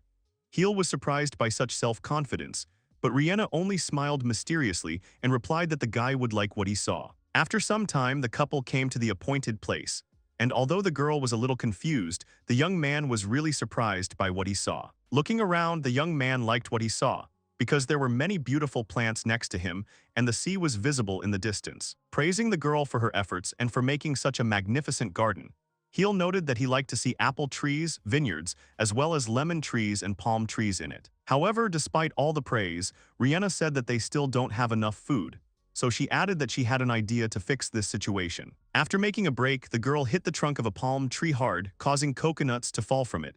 Khil was surprised by such a trick, and Rihanna wasted no time and moved on. Jumping up, Rihanna literally flew up to the falling coconuts and began hitting them to split them. She did it quickly and very neatly. When the trick was completed, the girl sank to the ground while the surprised Khil looked at her and could not understand how she could do something like that. However, this was not the end, because Rihanna continued to prepare the drink. When she finished, Rihanna said that you can mix lemon juice with coconut or with plain water. Tasting the drink, the young man wondered where the girl got such strength, because even though he knew that she was studying martial arts, he did not expect such skill. After finishing the contents of the glass, Khil noted that the drink turned out to be very tasty and was quite refreshing, as well as the fact that it tasted better than ordinary juice. Before the girl could reply, the couple was interrupted by Alvin's scream. The orc asked the boss if he could restart the loot after the guy replied that he could. He decided to look at what Alvin was holding on his hands. The orc lowered the prey to the ground and replied that he had taken out a satanic shell, which was located on the outskirts of the island. Alvin also warned that the shell of this creature is very strong, so the axe that the shell took away could only be reached by the general, who would crush it with his strength. Varys went to the shell, opened it, and then extracted some liquid from it, which Map immediately tasted. It turned out that the liquid was specially produced by the creature for its victims. The sage also added that depending on how it is processed, the liquid can become a deadly poison for the victim. However, Varys immediately added that he was joking, and the liquid was needed to create purple paint. While Khil was helping Map, he was thinking that he would need a lot of warriors to protect his possessions. Having turned his thoughts into reality, Khil created 14 new golems, so if you take into account the old ones, there were not so few of them. The warriors from the 6th to the 15th had magic stones, 2 of them studied defensive magic, and the other 2 had one of the 4 attributes. Later, a bell was heard ringing. One of the orcs reported that there was a problem, and shells began to attack them. The creatures were in a part of the wall that hadn't been finished yet. The orc also said that there were a lot of shells. They climbed the wall, and there were more than 50 of them. Khil turned to Varys and asked him what was the weakness of their opponents, to which the sage replied that the shells were not afraid of fire or cold, but they could withstand lightning. Khil looked at Alvin and asked him not to interfere because the guy wanted to test his golems. The orc agreed but said he would help if needed. The young man also turned to Rihanna, who possessed lightning magic. The girl was ready for battle, so she asked to provide spells for her. Approaching the first warrior, Khil prepared to give him an order. The first golem held out his hand so that Khil and Rihanna could climb on it. The couple did it quickly enough. Holding on to his partner, the young man gave an order to his warriors with numbers 6 through 15 to start attacking their enemy. The shell squad was getting closer and closer as the wall was no barrier to them. The creatures were aggressive and made angry noises. As soon as they got closer, the shells jumped forward to attack, however. Khil ordered the golems, the 6th and 7th, to put up a defense, which they quickly did, deflecting the blow. To help her friend, the girl also took action and used magic to activate the lightning that the shells were afraid of. Alvin was delighted with the way the princess fought, and Varys noted that the large golems looked like mobile fortifications. Khil did not get distracted, and praising the girl, ordered the 14th and 15th numbers to attack. The magic that the princess used worked, which caused a lot of shells to be destroyed, but their squad still did not give up. Deciding to use a different tactic, the creatures began to spit out the liquid they produced. Because of this, the golems slightly suspended their offensive and weakened their defenses. However, Rhianna did not allow this to last long. She repelled the attack and paralyzed the shells again with her magic. Alvin, watching the battle, noted that the golems would not allow the creatures to get their liquid to the guy, which means that the battle would end much sooner than one might have thought at the beginning. The golems that could use magic were really strong, and Rhianna was able to help them finish the battle faster. Khil praised everyone who participated in the battle. The girl later offered to take the meat to the freezer so that it would not spoil in the sun. The young man agreed and ordered Creation number 1 to help the princess. However, as soon as the girl turned her back to the defeated enemies, she heard a strange sound behind her, and turning around, saw that several shells began to rise again. The princess noticed that the creature wanted to attack Khil, so she jumped on his back so that the liquid would not get on him, taking his fate upon herself. Alvin quickly got his bearings and destroyed the shell, but its contents still fell on the princess. Khil shouted to the orc that he was fine, however, as soon as he looked at the girl, his face immediately turned red. Rhianna fell on her comrade and began to apologize to him for this.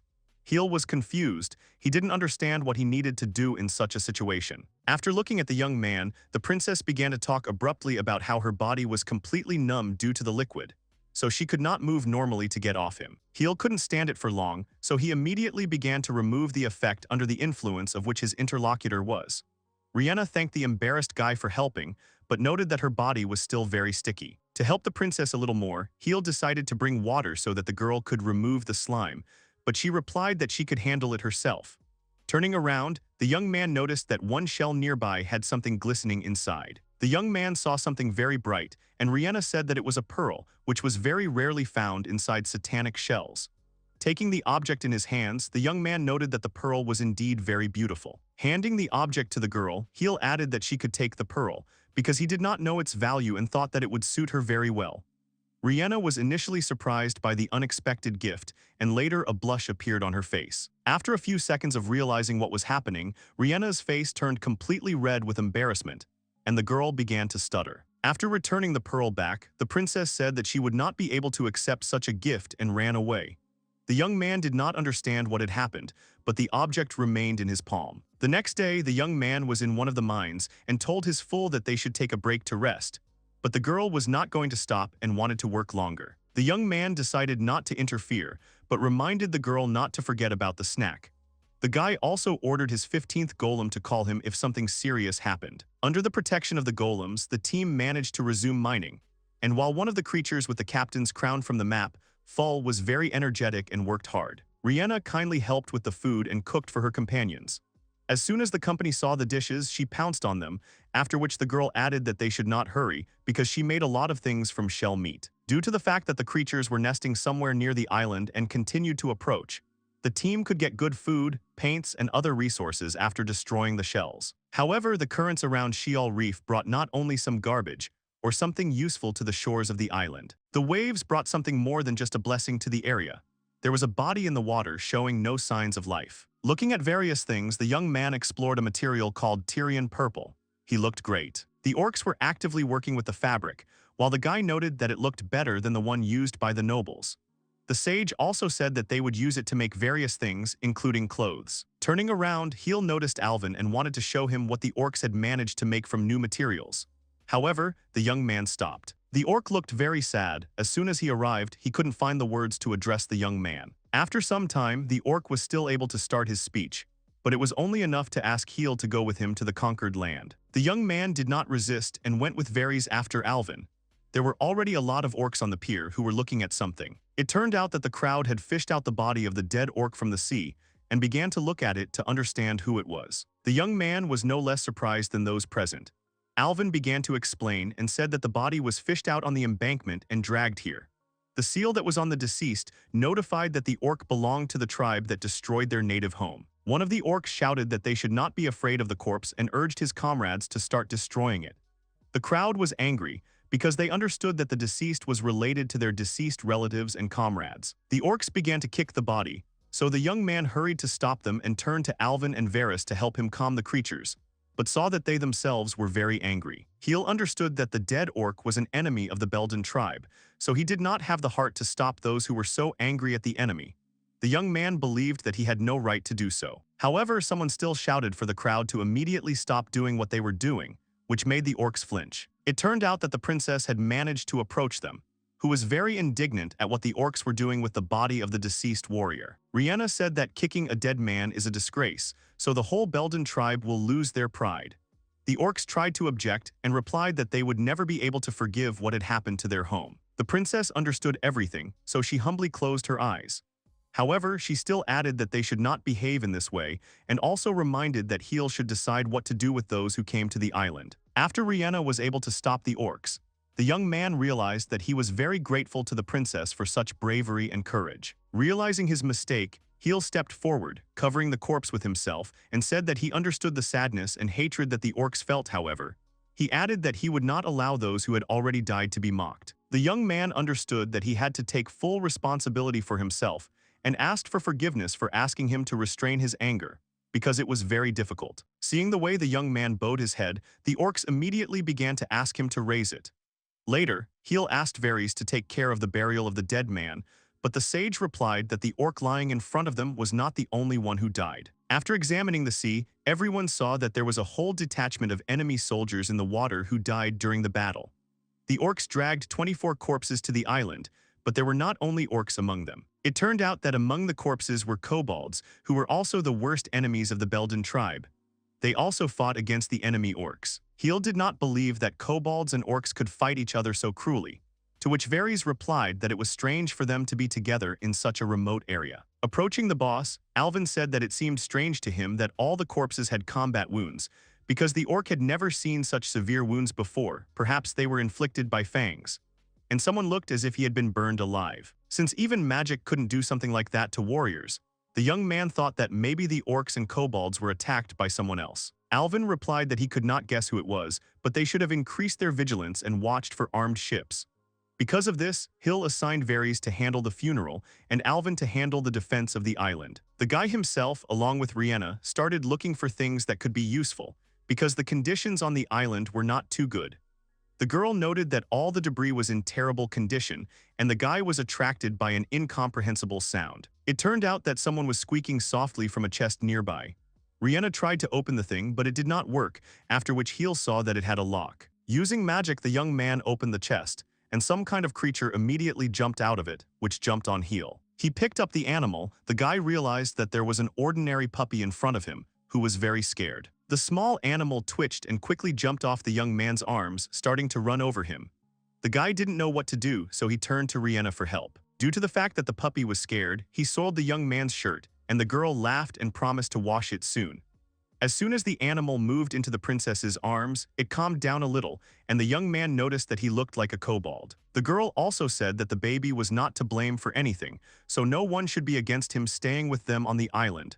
The young man was not sure about this, but he understood that they needed to take care of the puppy. The next day, Khil worked again to finish off the materials. Thanks to a special orichalcum ice axe, he did it fast enough. There were many thoughts in the young man's head about the recent battle on the coastal waters. The young man understood that he needed to extract raw materials to protect the island. After a while, the guy decided to check his inventory. The number of magic stones increased more slowly each time, which was not enough to increase Rhianna's magical energy. The guy also wanted fallen Varys to use magic as well as the princess. Seeing something unusual in his inventory, the young man noticed that he was holding a seed, but it was unclear where it came from. Suddenly, a girl ran up to the guy who wanted to say something. At the same time, the orcs who were next to the puppy made faces at him to scare him. and then laughed when they saw the reaction of the animal. After the orc, the spider also tried to change his expression, but the puppy became even more scared, which made the orc puzzled because they tried to calm him down, not make him cry. The next moment, his daughter's foot hit Alvin in the back, who wanted to force her father to stop making grimaces. The orc tried to explain that when Phul was little, he comforted her in this way. Khil came up and said that in this way the orc was only scaring the animal. The puppy, seeing his savior, immediately ran up to him and bent him down in his arms. The puppy began to lick Khil's face, which made a smile appear on his face. Rihanna and Phul also smiled, seeing how the animal rejoiced at the sight of the young man. The general drooped because his efforts were not appreciated. Rihanna assumed that the puppy was thinking that Khil was his father. Seeing how Varys opened an empty chest, the guy asked if there was anything in it, to which the sage replied that most likely the object had a double bottom because it was smaller inside than outside. However, even an orichalcum knife does not help to pierce the bottom of the chest. Khil, having handed the puppy to Rihanna, decided to try to help the old man. After opening the item with magic, everyone was glad that they had not made a mistake in their guesses, and the bottom was indeed false. The young man took out several books and an unusual stone from the chest. The books chronicled the history of the Tibris tribe, as well as Tiberian writing techniques. It turned out that the unusual object was a thought stone that could store someone's messages. No one could read what was written in the books, but Khil paid attention to the sage. Varys was a little puzzled, so the young man was also wary because the stone that Khil was holding began to glow. Gradually, an image began to appear in the place where everyone was gathered, showing someone's thoughts to those present. The next moment, a female creature appeared in the Meshchura, who was dressed in a beautiful costume and held a scepter in his hand. As soon as the unknown woman appeared, Khil was very surprised, because he had not imagined that the stone would create something like this. Rihanna only noted how beautiful the stranger was. A little later, everyone began to hear the voice that belonged to the girl. She said that if the recording started playing, then someone took the seal off her chest. The stranger said that she was the queen of the Tibris, Alchemina tribe, and the one whom the strangers found in the chest was her newborn child. Elvas, upon hearing the name of the tribe, immediately became angry, but the recording continued and it said that the queen did not have much time, but she needed to tell something. It turned out that her ship was being chased by the legendary Leviathan. Upon hearing about this, everyone present was greatly surprised. Ulhemina added that her battle with the orcs left her squad exhausted, and their weapons and magic did not work against the monster.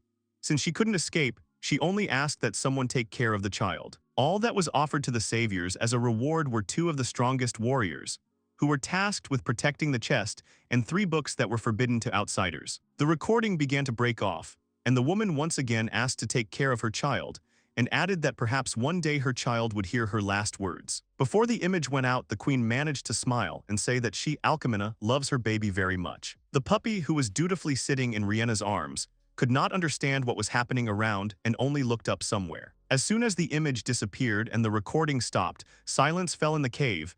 Everyone was uncomfortable with what they had to learn. Alvin was angry, saying that their enemy tribe couldn't even take care of the heir. The orc left without paying attention to the remarks and added that he would tell the guards what they had learned. Phul came up to Khil and said that the Baris and Belden tribes had been fighting among themselves for a long time, and her younger brother had died in the war, which was why her father was so angry. However, it was clear to everyone that Alvin did not hold a grudge against the baby, because he would never have been able to hate someone so innocent. Varys said that the general really blamed himself for the death of his son. However, the sage added that his brother had died in the war himself, but he did not hold a grudge against the child, because it was not guilty of anything. Khil looked at those present and said that he would be able to take care of the little puppy, to which everyone smiled approvingly and supported this venture. However, the guy thought about how to name the baby. Rihanna also noted that his mother deliberately did not tell him so that those who would take care of him would give him a name. Khil asked Rihanna what she would like to name the animal. The princess suggested the real option. Khil quickly agreed and, picking up the puppy in his arms, pronounced his new name. A sign appeared nearby, notifying that Riel had been tamed by a human, but the guy did not strive for something like this. Phul, on hearing the puppy's new name, noticed that Rihanna called him that only because she put her name and the young man's name together. The princess blushed because her plan had been revealed. Varys noted that they had a problem that needed to be solved. Khil immediately guessed what was being said and remembered Alvin's words about the condition in which the corpses were fished out of the sea. Putting together the information from the queen of the enemy tribe and the thoughts of the orc, the young man realized that everything led to only one creature, Leviathan. Standing next to map, The young man asked if the man was sure that he would use his magic, and after a nod from the interlocutor, the young man began to act. Using fire magic, Khil used the seal to cause a large explosion that was directed in the opposite direction.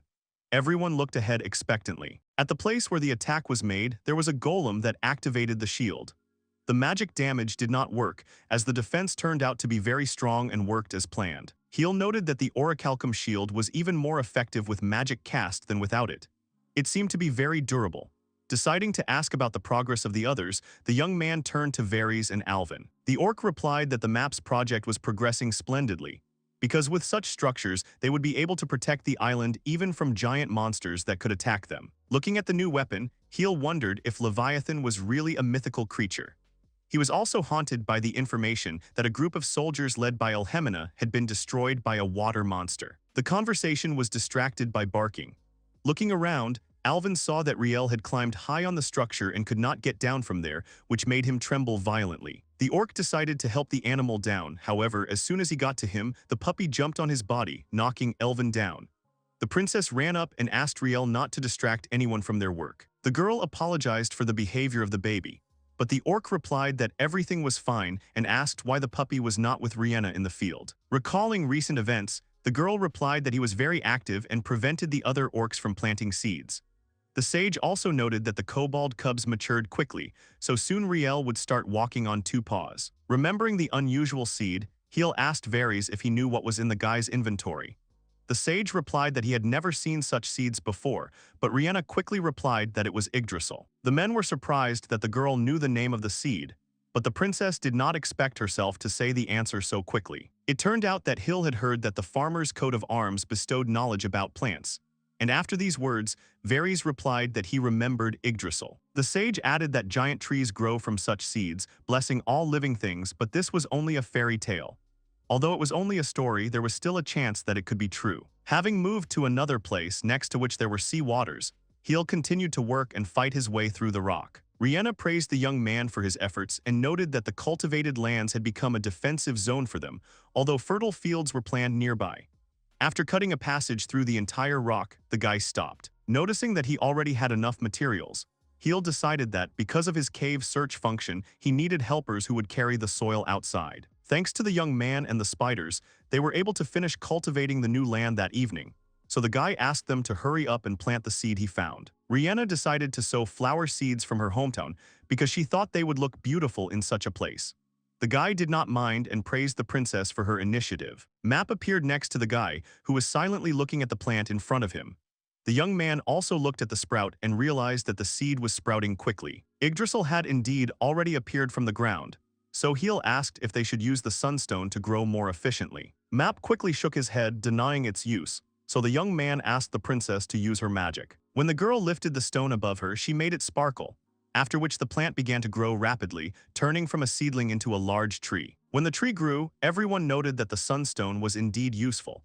But the rain caused by magic did not stop in any way, and the branches continued to increase. Khil asked if Rihanna had used the right spell for sure, because the situation was becoming dangerous enough for them. Due to the fact that Yggdrasil did not stop in his growth, the young man grabbed the princess by the hand and shouted to everyone that they should quickly run away from the territory. The company moved forward quickly, but halfway through, Map fell, and the roots of the tree began to pull him back, making it impossible to get out. Khil shouted at Mappa, trying to help him, but Yggdrasil was merciless and only threw all the remaining creatures with his roots in the other direction. Everyone on the island raised their heads and stared at what was now casting a shadow over a vast area.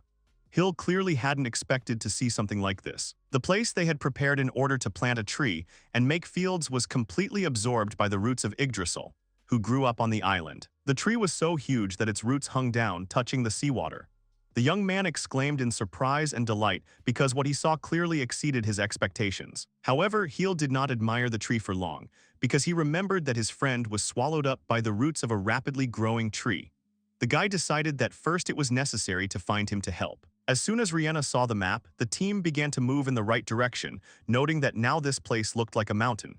When he reached the man, Khil said they would get him out soon. However, as soon as the young man was next to the body, he realized that Map was sleeping, completely not worried about what happened to him and not suffering from pain or something worse. Without wasting time, Khil said that he and Rihanna needed to figure out how to get the body to the surface. However, the girl said that there was a strange but wonderful smell around the tree, which the young man later felt. The princess added that she felt great magical power from the tree, and Khil was surprised that the girl was able to quickly identify something like this, which meant that her magic skills had greatly increased. Khil replied that the flow of magic was really strong, and she looked like a saint. Later, the couple noticed that an aid group was already approaching them, so Khil decided to ask Volleys to explore the tree. A puppy also appeared next to the couple, who was told by Khil to move to a safe place because they had not yet explored the territory, but the animal was not afraid at all. At the same time, Rihanna smiled and said that the forest was like a home for the puppy, and most likely, he missed such a territory. The young man was slightly embarrassed but smiled at Riel and replied that she was probably right. The guy suggested that the puppy explore a new place together because he had to adapt to the place in which he now lived. The small animal was happy to run along the roots of a large tree, while Rihanna helped Khil climb over uneven surfaces, which was difficult for the young man. When he reached the edge of the territory, climbing up to which there was a beautiful view of the sea, Khil was glad of what he saw because the sea was very beautiful. Looking into the distance, the young man said that a lot would be visible from here, but he was upset by the fact that he did not notice any ships, which meant that the kingdom had completely forgotten about him. Rihanna decided to ask how the young man ended up alone on this island in general, after which she immediately apologized for her question and added that she had long been interested in finding out how Khil got here. The young man sat down next to her and replied that he really hadn't told anyone about it, but he wouldn't hide anything from the princess because he didn't want to intentionally hide the truth from her. The young man smiled sadly and said that he had been expelled from his native kingdom because his stay was completely useless. It was noticeable how unpleasant and hard it was for him from his own words. The girl could not believe it and said that such a man could not be useless, because he worked so hard for everyone on the island, helping her, the puppy, and all the orcs. Touching the small jar around his neck, the young man added that he had never cared about ruling the capital, so he was completely uninteresting to his family. Talking about the past, the young man recalled that he wandered past old buildings used by servants, ran away from home, and spent his time reading various books. Compared to how the guy was treated at the castle, the island was the most pleasant place for Khil. But one day, after escaping from the castle once again, the young man found something. Noticing that something suddenly made a noise in the barrel next to him, the guy decided to check what it was, and a small creature appeared in front of him. The guy realized that there was a demon in front of him who was clearly not friendly, but he was chained up, so he couldn't escape anywhere. The young man did not understand why someone like this was in the capital, but he noticed that the demon was clearly mistreated because wounds were visible everywhere on it. Picking up a book from the floor, Khil decided to try recovery magic to help the monster heal from its wounds. The next day, the young man came to the same place again. The young man began to bring food to the demon and even gave him a name, Lopez. Also, the guy tried every time to open the lock that was on the creature's neck, but he couldn't do anything. To find a way to free the demon from its shackles, the guy read books and practiced magic, enjoying the time spent with Lopez, because with him, Khil was much better than with people. The young man was telling the creature that even if he couldn't pick the lock on his neck, he would just hire someone who could do it. This promise was made to Lopez. After some time, Khil heard that a man was walking in his direction, later realized that he was not alone. The guy did not understand who could get into such a place because it was located among the slums. In front of him, the young man saw a man with shining golden hair and snow-white skin. The young man was as handsome as the girl. Turning around, the guy with blonde hair said that his older brother looked more energetic than usual, which was not typical for him in the castle walls. The young man also added that Khil remained as useless as ever. It turned out that the guy was Hyla's younger brother, Oren. He was the 18th prince of the kingdom of Sunfall. Up until the moment Gil met Lopez, Oren and his friends had been training on him. The demon suffered a lot because he could not stand up for himself or escape in any way. The young man showed the people present at the training that accuracy was very important in magic, because as long as the creature could not resist, you could do whatever you wanted with it. Having shown how to act, the prince urged his friends that they should also hone their skills on the demon, because they specifically kept it for this. Everyone present really began to use their abilities and use magic, directing it towards the defenseless creature. Oren liked what he was doing, so he longed to see how Lopez suffered and could not escape from people, because a strong spell was cast on him. Khil saw that next to his younger brother were the rest of the students of the elite Academy of Magic, who did everything not to kill the demon, but to cripple it. Khil, standing behind the next wall, was hiding. Fear enveloped him, because he understood that he would not be able to compete with those who were so good at magic and studied it at the academy. Hearing all the people laughing, the young man squinted so as not to see what was happening. Lopez was badly hurt again, and Khil now blamed himself for it. As soon as the company left, the guy ran up to the demon and began to apologize to him for not protecting him from danger. The creature lay motionless on the ground.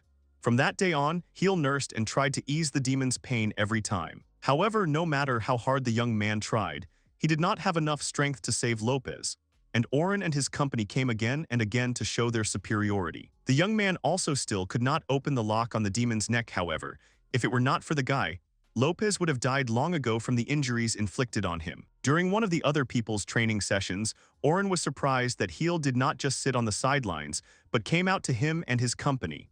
The prince was wondering why his brother had come. The young man, stuttering, began to ask Oren to stop training on the demon and let him go free, because the older brother no longer wanted to share the pain with his friend and wished him the best. Stretching his palm back, Oren motioned for one of the guys from his company to hand him gloves.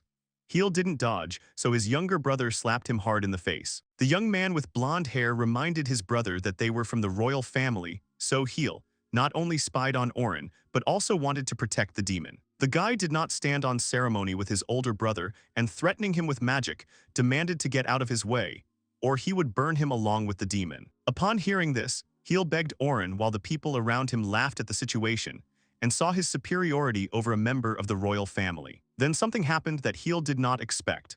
Oren raised his hands and said that his brother could do whatever he wanted because they were relatives anyway and had to listen to each other. Not believing what was happening, Khil asked if he had heard everything correctly, to which Oren replied that he was already tired of training on the creature, so his older brother could pick him up. Delighted, the young man immediately stopped, because his younger brother told him to take the demon if he could take off his collar. Oren repeated that the demon can only be taken away when Khil frees him from the collar, because if he does not do this, the prince will destroy him if the demon does not leave the capital in 10 seconds. Khil tried to explain to his brother that he couldn't do it, no matter how hard he tried, but Oren didn't care and he started counting down. The young man used magic to open locks over and over again, but all his attempts were in vain, and the people standing by the poison were having fun watching the helplessness of a member of the royal family. Lopez smiled for the last time in his short life before Oren's countdown stopped at 0.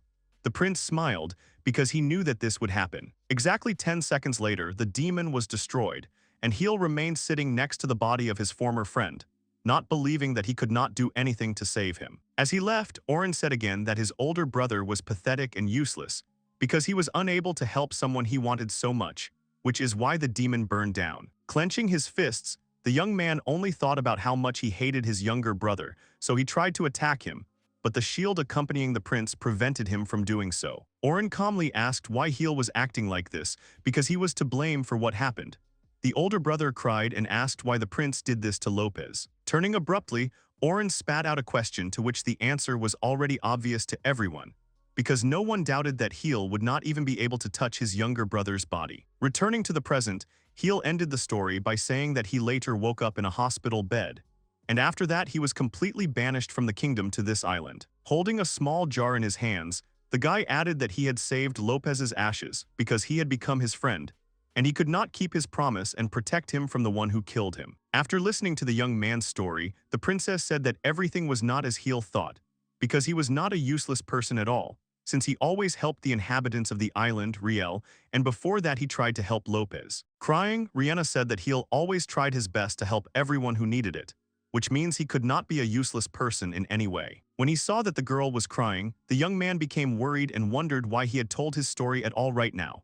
The princess began to apologize for her reaction, but she was very offended that the guy had passed because he was good. Handing Rihanna a handkerchief from his backpack so that she would calm down a little, the young man wondered if he had done the right thing by telling about his past princess, because her reaction was quite emotional. However, doubts quickly left the guy's head, because he trusted the girl with dark hair and knew that sooner or later he should have told her about it anyway so that she would know important information about her friend. After walking some distance forward, the couple found themselves in a place that looked more like a flower meadow, as they saw a lot of flowers everywhere, which literally did not allow them to pass by without paying attention. After examining them more closely, the girl noticed that these were exactly the flowers that grew in Rihanna's homeland, which means that her seeds, which she sowed earlier, were able to germinate, which once again confirmed how strong the Sunstone was. Looking at how much fun Riel had running around a large space, Khil smiled, because he was worried about his safety in this place.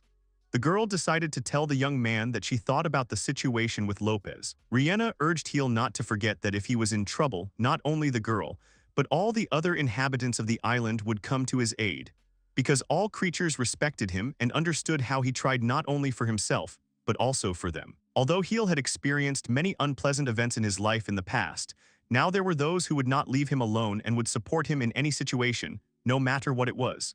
Khil thanked the princess for her words, which encouraged him. After Varys studied the tree, he learned that its leaves could make a good ointment and tea, as well as a good juice.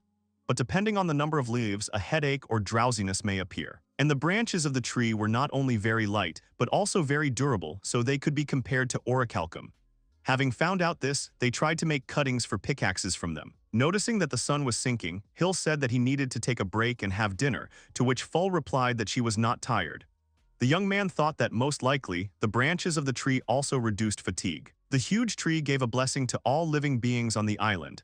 And later, looking at its flowering, Khil waited for the fruits to appear on it and the orcs to help harvest. Life on the island stopped getting better and better, because resources and knowledge increased, so before going to bed, Khil always thought about what to do the next day to make his place of residence even more favorable. Waking up at night from the fact that the puppy was whining, the young man approached him and asked what happened to him because he didn't look well. Later, all his friends came down to Khil's room, who became worried because they heard Riel crying.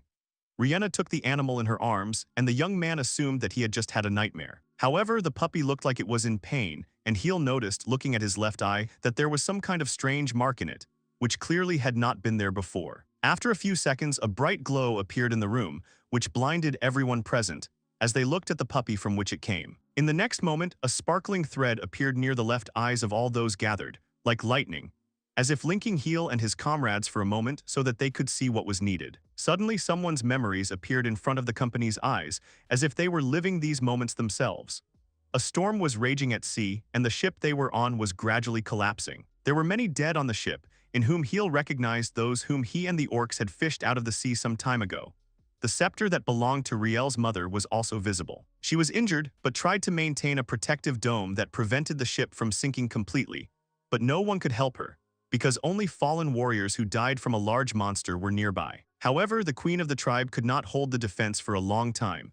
At some point, the dome was destroyed and a ray hit the ship, breaking not only the woman's staff but also hitting her, significantly wounding her body. Looking back, Riel's mother seemed to say goodbye to everything that was dear to her and activated the seal, using magic for the last time. Since there was no choice, and even more chance of victory, the woman jumped right into the mouth of the monster that attacked her ship, fearlessly realizing her hopelessness and knowing that she would die right now. After the company saw Leviathan, they immediately returned to the room they were in. Khil immediately asked if everyone had seen the same thing he had. It was clear from the reaction of the team that this was the case. No one doubted that the monster in the sea was Leviathan, which made the young man noticeably tense because his strength, power, and size were really terrifying. After everyone calmed down, Khil asked the sage to examine the mark that appeared on the puppy's eye to understand how it could affect all of them at once, moving into the events of the day in which his mother died. Varys replied that he was not familiar with such an ability because it gave outsiders clairvoyance, but the old man added that he knew that this was called the Eye of God, so they were able to see what happened in the past. Remembering again the last moment when the queen was alive, Khil realized that because of the power of clairvoyance, the puppy was able to convey the circumstances of his mother's death without realizing it, because he was still too young. Going out to the people, Khil learned that all the inhabitants of the island saw the same thing as the young man and the inhabitants of the house. Because of clairvoyance, the orcs became afraid of Leviathan because he could attack their island one day. The men began to worry a lot about their families, so they began to ask the young man what they would need to do if a huge monster got to them and destroyed the island or all the orcs on it. The creatures panicked and started shouting over each other to get to the young man to ask him their question. Khil himself was in thought because he did not know how to deal with the impending danger. After looking at the orcs, the only question that arose in the guy's mind was how he could now help the inhabitants of the island and protect them all from Leviathan. Seeing how confused the young man was, Alvin decided to help him a little, and opening his mouth, he shouted loudly at the large crowd, attracting all the attention to himself. The general looked very confident, which made the young man even scared, not expecting such a loud shout. Elvin turned to the crowd and asked why all the residents had sad faces, because they had to remember what difficulties they overcame. The orc also added that if the inhabitants only oppress, then their leader will not be able to do anything to help them. Looking at Khil, Alvin smiled, hinting that the guy would come to his senses. Khil decided to heed the mute advice and told the orcs to calm down and listen to him. The guy said that even though Leviathan might attack them, they should not panic, but should better prepare for battle. The young man believed that if they all joined forces, they would be able to resist any monster, so he urged them to lend him all their strength. There was a commotion in the place where the orcs had gathered, which signaled that their morale had not been squandered, and they believed in what their leader was telling them. After a while, the team gathered indoors, and no one knew what they should do because Khil said they would cope with everything, but he did not know how. After the guy saw the legendary fight with his own eyes, he realized that his magic would not work against Leviathan, so he decided to turn to Map. As soon as the young man asked the creature the question of what kind of weapon could at least injure such a monster, Map fell silent and frowned, because he did not know this yet. Varys said that all they had to do was avoid a collision with the monster. He also couldn't imagine how the monster's huge body could fit deep into the cave, and also thought that the large hall in which they found the golems could be an excellent shelter. Alvin decided to ask what would happen to the island if it was attacked by Leviathan, and also offered to leave it so as not to sink with it. However, Khil replied that he had some kind of plan. When he came to one of the caves, Khil looked at its ceiling and realized that he should do what he had been putting off for some time, especially since he was not alone. Gripping the pickaxe harder in his hand, the young man knew that the moment had come after which the truth hidden on their island would be revealed to him and the rest of the inhabitants. Earlier, returning to the conversation about some kind of plan, Khil said that he decided to get new materials because they had been on the island all this time, and the deeper the mining progressed, the better the stones they found. The guy noted that Sheol was full of secrets and riddles, and also suggested that something might be waiting for them below, which would be able to resist Leviathan by force and even be able to destroy it. Khil, having uttered his monologue, doubted himself, but Rihanna supported him, and the sage added that then it was necessary to act and try to use Riel's powers. Although the puppy could not control his powers, his clairvoyance ability could help everyone to explore the caves more effectively. When the team first set off, Fall suggested that he'll use Riel. The puppy was sleeping peacefully in a backpack, and while the young man was trying to wake him up, Fall continued to help along with the spiders, who were actively using pickaxes. The whole island rallied for a common goal and began to strenuously build defenses in order to repel Leviathan. There were many trees on the territory that had grown thanks to Yggdrasil's blessing. The work was going fast, so the construction of the defense progressed rapidly, and the orcs acted harmoniously with each other. When the guy was in the cave, the puppy suddenly woke up in his backpack and ran somewhere, but later it turned out that he just wanted to go to the toilet. Riel had been rather gloomy lately, but his abilities helped him see the location of the right stones. Sometimes the animal found something by itself, but even if there was no progress, everyone thanked the puppy for his help. So a few weeks passed, and one day the puppy suddenly began to dig in one place. Looking at the place where the puppy was digging, Khil did not see anything special, but he doubted if everything was in order. Coming closer, the young man still decided to check it out. Hitting the right place with a pickaxe, he began to dig carefully, but the ground under the guy collapsed, scaring Fall. The girl came closer to the pit and asked if everything was okay with the young man, to which Khil replied that he was fine, but he found an unexpected passage underground. However, what surprised the young man the most was the huge golem sitting motionless right in front of him. After looking at the golem more closely, the young man realized that he would not be able to stand up, because he lacked an important detail that could revive him. Khil was surprised because there was a large golem in front of him, but he did not have a core that would activate it, and he himself was most likely made of orichalcum, as it seemed at first glance. However, the weapon standing next to the golem attracted the most attention. The silver sword was beautiful, but it scared Fall, who had already managed to approach the guy.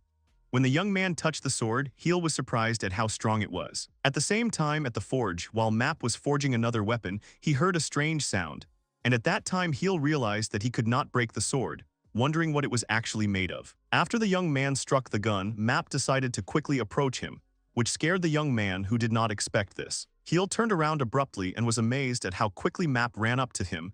His legs were giving way, and later the man began to behave strangely at all. Map fell, but he did it on purpose, as if he saw something that inspired him with unknown admiration. Later, Map began to bow to the sword at all, which surprised Fall and Khil, after which the young man noted that the man was much more active than usual.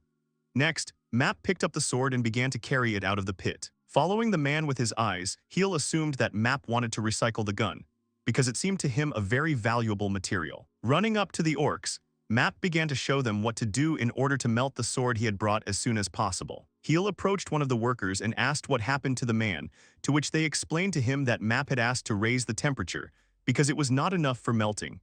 Rihanna, who came up, also decided to ask what the found sword was so useful for. Khil asked the girl to help them and apply her magic. When the couple got close to the stove, the young man told the princess to add flame to speed up the heating process. The young man's plan worked. The furnace began to work much faster, which is why the orcs began to shout that it was worth carrying the sword immediately, because it was not so easy to keep the fire going. When all the preparations were completed, the orcs began to melt the sword under the guidance of Map, pouring metal into molds, after which it was necessary to immediately forge new tools and implements. It turned out that the material that was mined was mithril. It was the hardest and most imbued with magic of all and was capable of killing gods, which greatly amazed Khil, because this is exactly what he was looking for. Out of joy, the young man picked up Riel in his arms and told him that they had finally succeeded. The guy did not doubt Map, because he forged an excellent weapon. As a result, the construction of the defensive wall was completed pretty soon, which all the inhabitants of the island were happy about.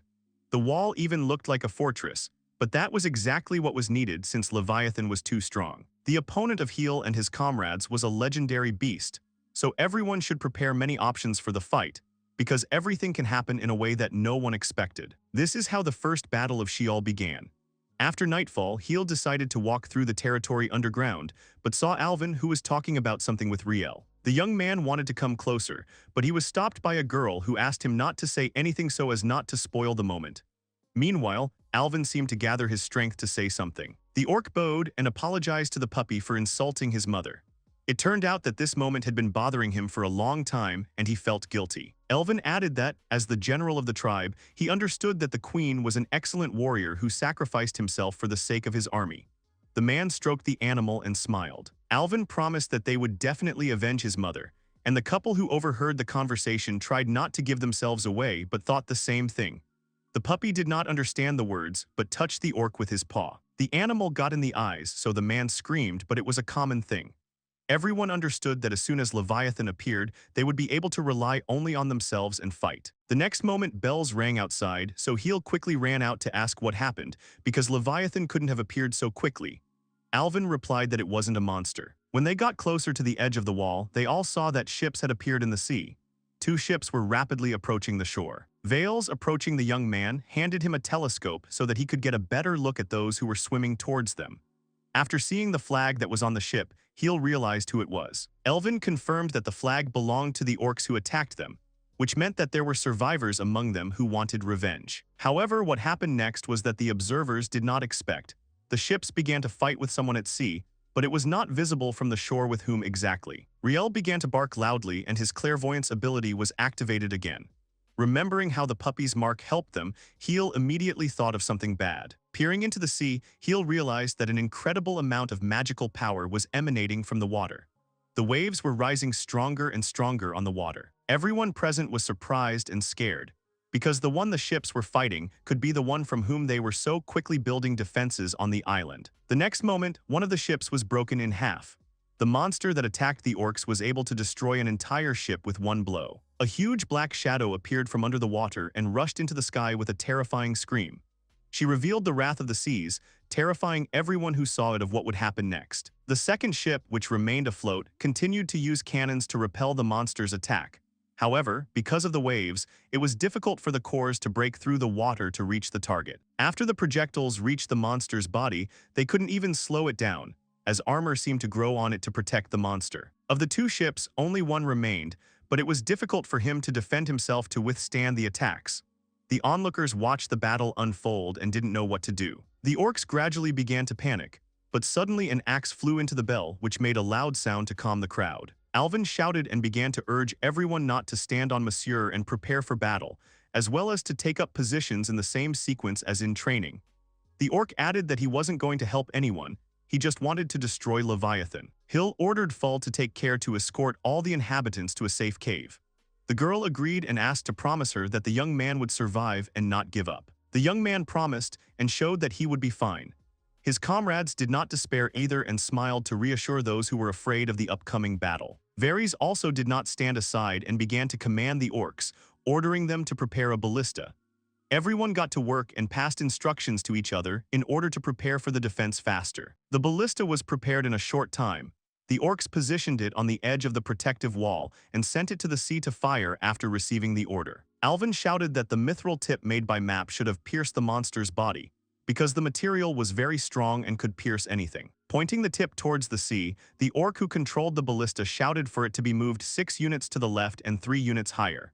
Due to the fact that it was impossible to miss, clarity was a priority. As soon as the monster got closer to the ship, Alvin saw it and shouted for the orcs to immediately open fire and fire a shot. The arrow flew rapidly and gained speed, although it was heavy, but the material from which it was made allowed it to be quite effective. The monster did not expect that something would fly at him from the ground, so he could not react quickly to the arrow fired.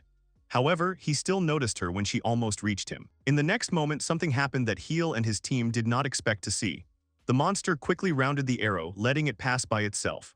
No one had foreseen such an outcome, and for a moment doubt was sown about victory. Khil screamed, asking if he had seen everything correctly, because the huge monster had dodged the arrow too deftly and was too agile.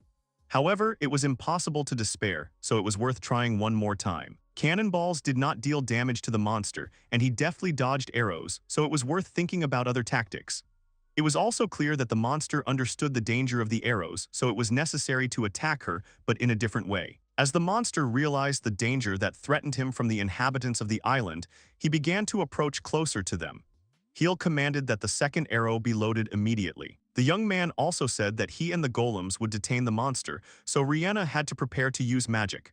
The warriors numbered 10 and 11 needed to activate the ice, while the others needed to activate the wind. To slow down or push away the monster, the golems created a strong blizzard using several elements. However, this was only necessary to prepare the arrow. The plan worked because the element was able to withstand a huge force, but it only acted as a barrier in front of a real defense. However, the vortex did not act too effectively because the monster continued to approach closer and closer. So the sage noted that magic did not cope well with the power of the creature. The monster stopped at some place in the sea, frozen, as the golems were able to freeze it with the help of wind and ice. Khil said that everything was going the way it needed to, so they should keep freezing the water next to the monster, because that way he wouldn't be able to dodge the arrow. However, the monster realized that if it could not move, it was able to attack the island not with its body, but with attacks from its mouth. The young man also noticed that the scales gradually began to defrost the ice binding the monster. In order not to waste time, the monster nevertheless began to prepare to attack the island with its beam. The young man ordered the golems to increase the radius of the shield to prevent the monster from hitting or at least reflecting the beam. It was already impossible to stop the creature. It had almost finished preparing to strike, so it could only wait for the moment. After a while, the monster opened its mouth and sent a powerful beam towards a small island. Due to the force of the impact, an explosion occurred, which caused significant damage to the defense of the residents. Even though the shield was trying to hold back the blow, the golems were pierced by lightning, and a retaliatory strike could not be made until the monster stopped attacking. Khil understood that very soon the beam would reach the territory that was located behind the fortress wall, and more effort was needed. The beam did not stop for a long time, as the monster put a lot of effort into destroying the barrier and destroying the island from which it was shot at. After some time, a strong explosion occurred, which signaled that the team had a chance to try to shoot an arrow at their opponent one more time. After the end of the next phase of the battle, the golem's shields were destroyed, and Khil slightly sank to the ground, as he spent a lot of energy to use magic. However, the opponent did not give up. He decided to go underwater again in order to get to the island faster. Rhianna asked Alvin if the ballista was ready, to which the orc replied that it was. The guy was thinking about whether the creature would be able to dodge the arrow again. After firing another projectile, Khil hoped that this time, due to the close range, the monster would not be able to simply dodge it. All those who participated in the defense were closely watching what would happen next, and hoped that the new arrow would reach the target and hit the monster. Everything turned out as planned.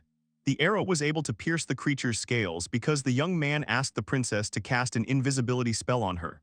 Because of this, the monster could not notice her in time to dodge. The orcs were happy that they were finally able to hit the enemy, but Alvin shouted that they could not relax and should immediately prepare the next projectile for a new strike. It also turned out that a rope was tied to the arrow, but it was not simple, but made of spider thread and steel cable to prevent the monster from going underwater and swimming away. Khil ordered the 5th and 6th golems to attack. The warriors began to obey the order and activated abilities that allowed them to attack from a long distance. The golems managed to bind the monster so that it could not move, but the enemy was not going to just wait for the moment when they would start attacking again. The enemy began to break free, which is why the golems could not stand still for a long time. Moving backwards, the monster began to break the gears that controlled the ballista, so Khil shouted to Alvin that they would not last long. The orc ordered his subordinates to align the ballista so that she could direct the projectile directly at her head, because this way it was possible to win more effectively. However, something strange happened. Some creatures began to appear from under the monster's scales, attacking those nearby with their liquid. Khil saw that the golems began to fail because some creatures were hitting them. The young man did not understand what was going on. Later, everyone saw that the warriors were attacked by sea pursuers. Small creatures began to bite the golems so that they would stop working. The beetles parasitized large marine life and, as it turned out, hid on the monster. After a while, Khil saw that golem number 1 was literally being taken apart by the creatures. Elvin ordered his team to try to shoot down the small creatures with a bow until they destroyed all the golems. However, the beetles could crawl along the walls and decided to climb to the defensive fortress, while the monster began to gnaw the chains that bound it. Grabbing the chains tighter, the monster decided to knock down all the golems and threw them into the wall, completely freeing himself. Khil swore and lost his head in a moment. After the opponent was freed, horns began to grow on his back, which was greatly surprised by those who saw it. After examining everything in more detail, Khil realized that the horns were not like those from which the monster had previously fired. In the next moment, rays began to be released from the horns that quickly grew on the back of the monster, which were directed at the island. Khil was very worried that the attacks would overtake everyone who was on the fortress. The young man activated his magic and shouted to everyone nearby to hide under the shield because they were being attacked again. The golems tried to maintain the shield, although their forces were significantly reduced, and all the others who fought were forced to obey the healer and hide under the dome so as not to get hurt. Rihanna helped the guy to keep the defense, but it was hard for her, so Khil tried to cheer her up so that she would not give up, because now they could not feel sorry for themselves. After a while, the attacks stopped and everyone thought that the monster was finished. However, this was not the case at all. It turned out that the monster only decided that he needed to choose another fight, and instead of using the rays, he decided to beat with his tail. Khil noticed it late and did not have time to react. And also because the barrier was removed, it was clear that the monster could now destroy the protective wall. The next moment a blow occurred, the enemy's tail hit right at the place where the ballista was standing, which was controlled by the orcs. Everything began to collapse and the structure began to collapse, sinking into the water. There were no residents in sight. The residents who were hiding in the bunker were very panicked and scared of what was happening outside because there were some noises and explosions upstairs. No one understood what was going to happen next, so it was difficult to remain calm. Adults tried to calm the children who could not stop crying. One of the children asked if they would lose their home again, to which his mother replied that Khil would protect them along with the others and the island would be saved from the monster. Due to the monster's attack, the defensive wall was destroyed, so the young man could not quickly move away. He cared about his team but did not think at all about the actual safety. In order for the young man not to hit too hard, he was caught by Seal, whom the guy later thanked. After getting up, Khil realized that he didn't have much time, so he ordered the 6th and 7th golems to protect all residents. However, as soon as the young man looked around, he realized that everything was destroyed and there was no one next to him. The whole squad had disappeared somewhere, but no cries for help were heard. Khil began to be enveloped in panic. He began to shout the names of his comrades in order to find at least someone. But the only ones who came out from under the rubble were the creatures that were hiding on the monster. There were monsters in front of the young man, as well as the creature that destroyed the wall. The situation looked hopeless, but Khil had no thoughts of running away or giving up, because he could not imagine any other outcome than victory. The young man knew that he had almost no chance, because the sea pursuers did not stop attacking. Using magic, the young man attacked the creatures with lightning to clear his way. The monsters were not destroyed. As soon as a few seconds passed, the creatures rose and continued to attack the young man, who realized that he was beginning to lose strength. By activating the shield, Khil repelled attacks and also protected Seal, who was nearby. However, the creatures began to make their way. Suddenly, someone shouted for Seal to run away as soon as possible. Khil heard someone's voice and realized that someone was there after all. Tui, a girl, appeared in front of the young man, who helped the guy repel the attack of the attacking creatures. The princess skillfully used the weapon in her hand, and in one fell swoop, destroyed all the monsters that got close to the guy. Khil was very tired, he fell to the ground, but looked at the one who helped him and immediately recognized Rihanna, after which he was glad that she was all right. It turned out that the girl was able to defend herself using only a tool for cultivating the land. Khil managed to get up and shout to the princess. The princess did not turn around and began to tell the creatures that she would not allow them to continue attacking the young man, because she would do everything to help him. Having fully realized everything, Khil shouted that he was very glad that everything was fine with Rihanna, and the girl asked if everything was okay with the guy. The next moment, arrows flew from afar, which finished off the rest of the creatures. Khil immediately turned around to look at the place where some movements had begun. The rest of Khil's surviving comrades began to get out from under the rubble. The golems helped them not to die under the rubble of the defensive wall. Varys ordered everyone to keep shooting and thus protect Khil from afar. As the archers continued to attack, the golems began to lift heavy stones to release warriors who could fight with guns in close combat. The orcs ran into the attack led by Alvin. They understood that they were fighting not only for themselves, the princess or their boss. They knew that their island and peaceful existence were at stake, so no one fled the battlefield. While the Akri attacked with guns, the golems helped with magic. The general, approaching Khil, apologized for being late, but the young man replied that he was just glad that everyone had survived and reunited with him. However, the next moment, the territory was again hit by a fiery stream that came from the mouth of the monster. The golems standing on the edge of the defensive wall were destroyed, so the monster was able to get even further. The creature was crawling, gradually approaching the inhabitants to put an end to the battle that had been going on for quite a long time. The monster was too big, it didn't stop attacking, and it seemed like nothing could stop it. The sage noted that his strength was so great that he easily broke the largest golem. Khil replied that there was nothing left for them but to use a plan that seemed too dangerous and risky to Rihanna. The young man knew that the risks were great, but Leviathan came too close to them, so it was necessary to act quickly. The princess didn't mind anymore, she just took the guy's hand. The young man did not know why she did it. The next moment, some kind of glow formed around the couple, which meant that the girl was sharing her powers with a guy who clearly attached great importance to this. Rihanna added that even though she didn't have much mana, she understood that the young man would need it more. And she also asked him to promise that he would win this battle for the sake of everyone who lived on this island. Khil replied that he would do everything possible to fulfill the promise, because he knew that not only the girl and his team hoped for him, but also everyone who was hiding in the bunker, because among them were both adults and children who wanted to live. Looking at the huge monster, everyone noticed that it was preparing to attack again. It seemed as if it had not spent any strength at all. After a while, it actually launched a fireball into the crowd that had gathered at the fortress. Due to the fact that the battle was not ending, Khil decided to distract Leviathan so that a plan that could help the inhabitants win could be realized. While the young man was running away in the other direction, he shouted at the monster to follow him. Also, since Rihanna sacrificed her powers in order for the young man to have more of them, the young man used lightning magic to anger the monster and make it chase only a human. The monster did not pay attention to the fact that it was destroying its own allies. Khil, riding on a spider, asked Terran not to stop and run as fast as he could, and the young man himself activated a shield to protect against sudden attacks. The princess was worried about the guy and shouted to him that all his team could do was believe in him and wait for the right moment. Alvin said that he was not going to just wait for something, but wanted to help the young man. The general climbed onto the ballista and ordered it to be prepared for attack, gradually pulling it out from under the rubble. However, the arrow needed for this was also under the rubble. Varys also said that the winch was broken, so it would not be possible to pull the rope. The orc replied that Khil risked his life for everyone, so, as a true warrior, Alvin could not just watch and do nothing. I didn't have enough strength, but Map came up to the orc, who began to help the general pull the rope to load the projectile.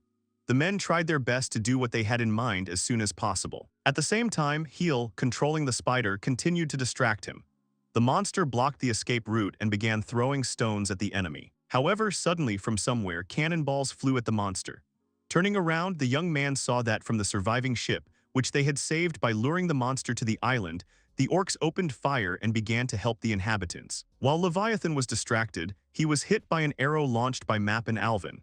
Taking advantage of the fact that the monster was blinded, Khil shouted at Terran to use his web. After the spider, using the web, was able to jump to the other side of the area, Khil raised his hand up, in which he held a weapon and thought that the time had come. It was a special sign that the young man was giving to Full, who was watching the battle from another place with the help of Riel.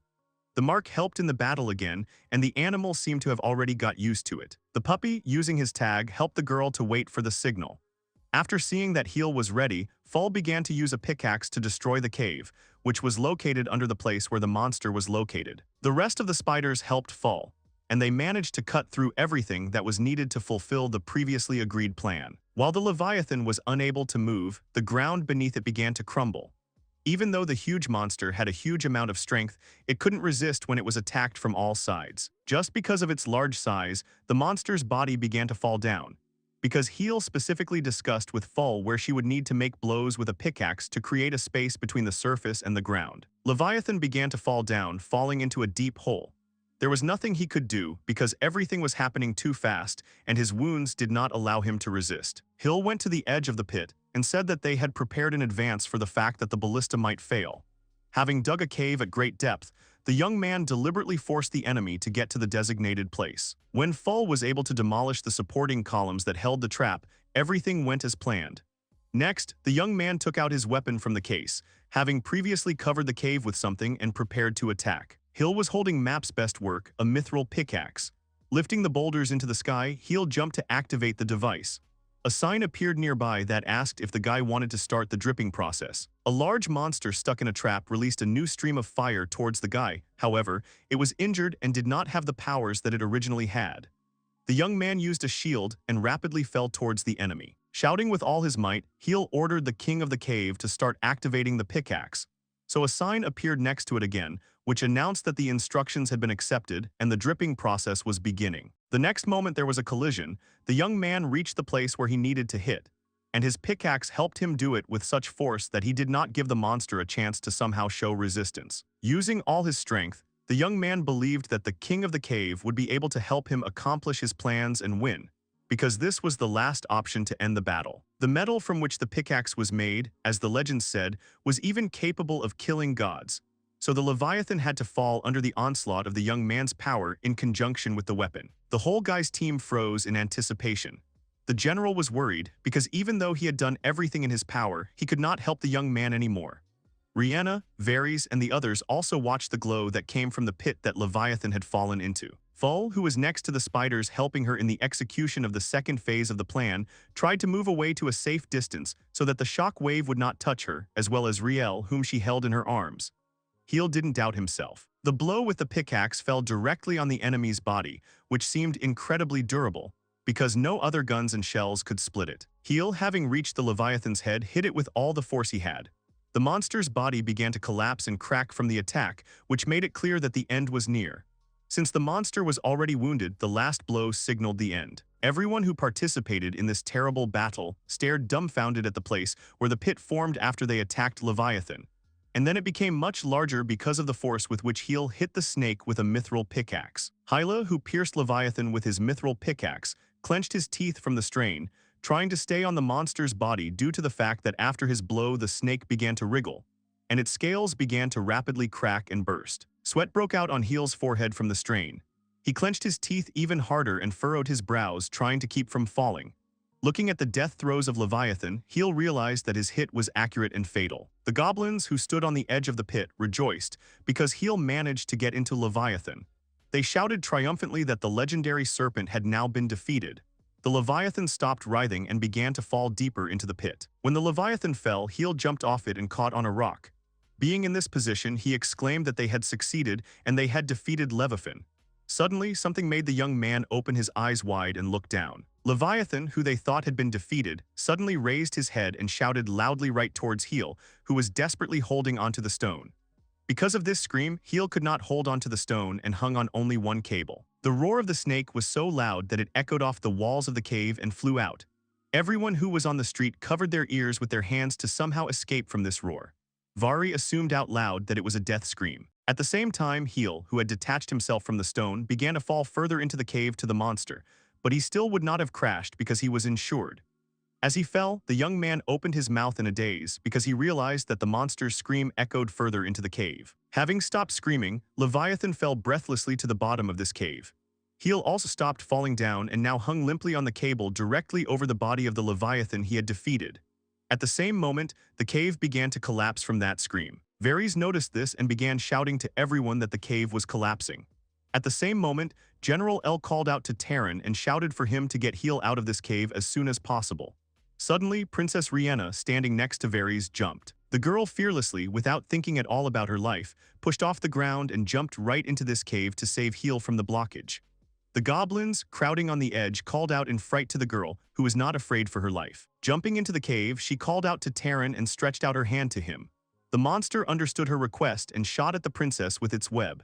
Rhianna grabbed onto this strand of the web and flew straight towards Gil, who was in danger. Once she was next to Hyla, the princess called out to him. She told the young man to hold on to her so that they could get him out of this cave.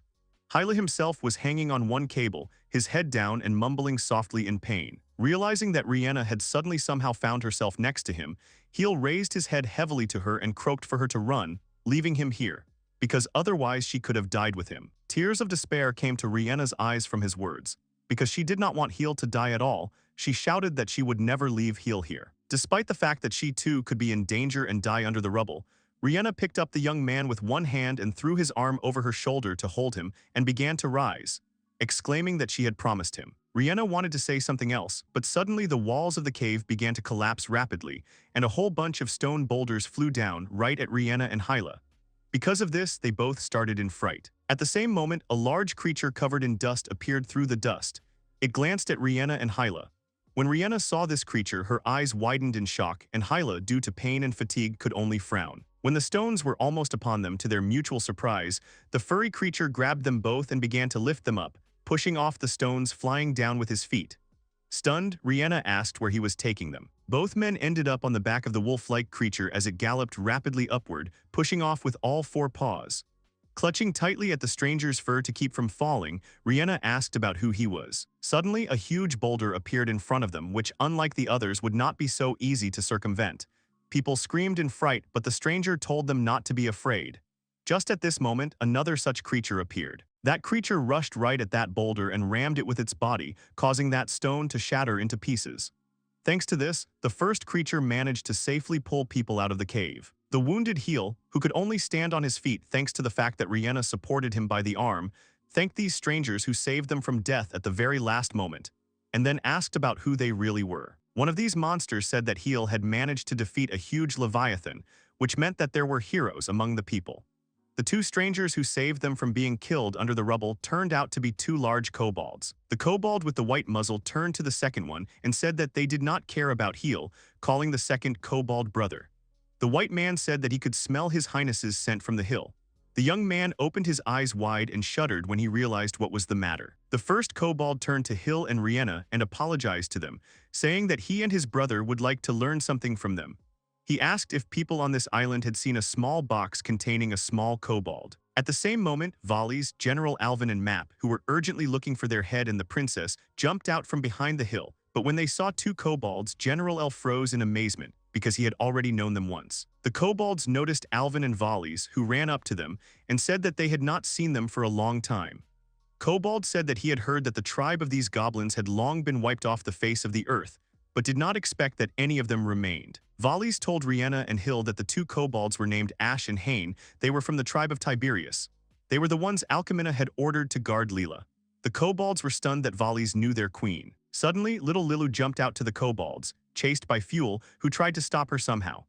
Ash and Hain stared in amazement when they saw that the snow-white puppy running towards them was Lilu, their princess. When Lilu ran up to the noisy crowd gathered in that place, Rhianna and Khil knelt down to try to catch her. Well, suddenly the kobolds also fell to their knees to bow to little Leela, and she froze in surprise. Bowing their heads, the kobolds said they were glad to see their princess in good health. They confessed and apologized to her for not being able to protect her. They said they were ready to humbly pay with their lives for the mistakes they had made. Renee and Khil looked at Leela with a soft smile because she had finally found her relatives. The little princess herself squeaked and tilted her head questioningly. General Al turned to Ash and suspiciously asked about the reason for their visit. Ash was silent for a while and then decided to tell everything anyway and said that it would be stupid for them to lie. He said that the boat they were sailing on was sunk by a leviathan and they lost track of the princess. So they drifted for a while. But after some time wandering around the sea on the wreckage of their ship, they were still rescued. The ones who saved them were the Camu pirate orcs from the Horde of Corvus, who took them on their ship and brought them here. Suddenly, a goblin ran up to them and called out to General Al.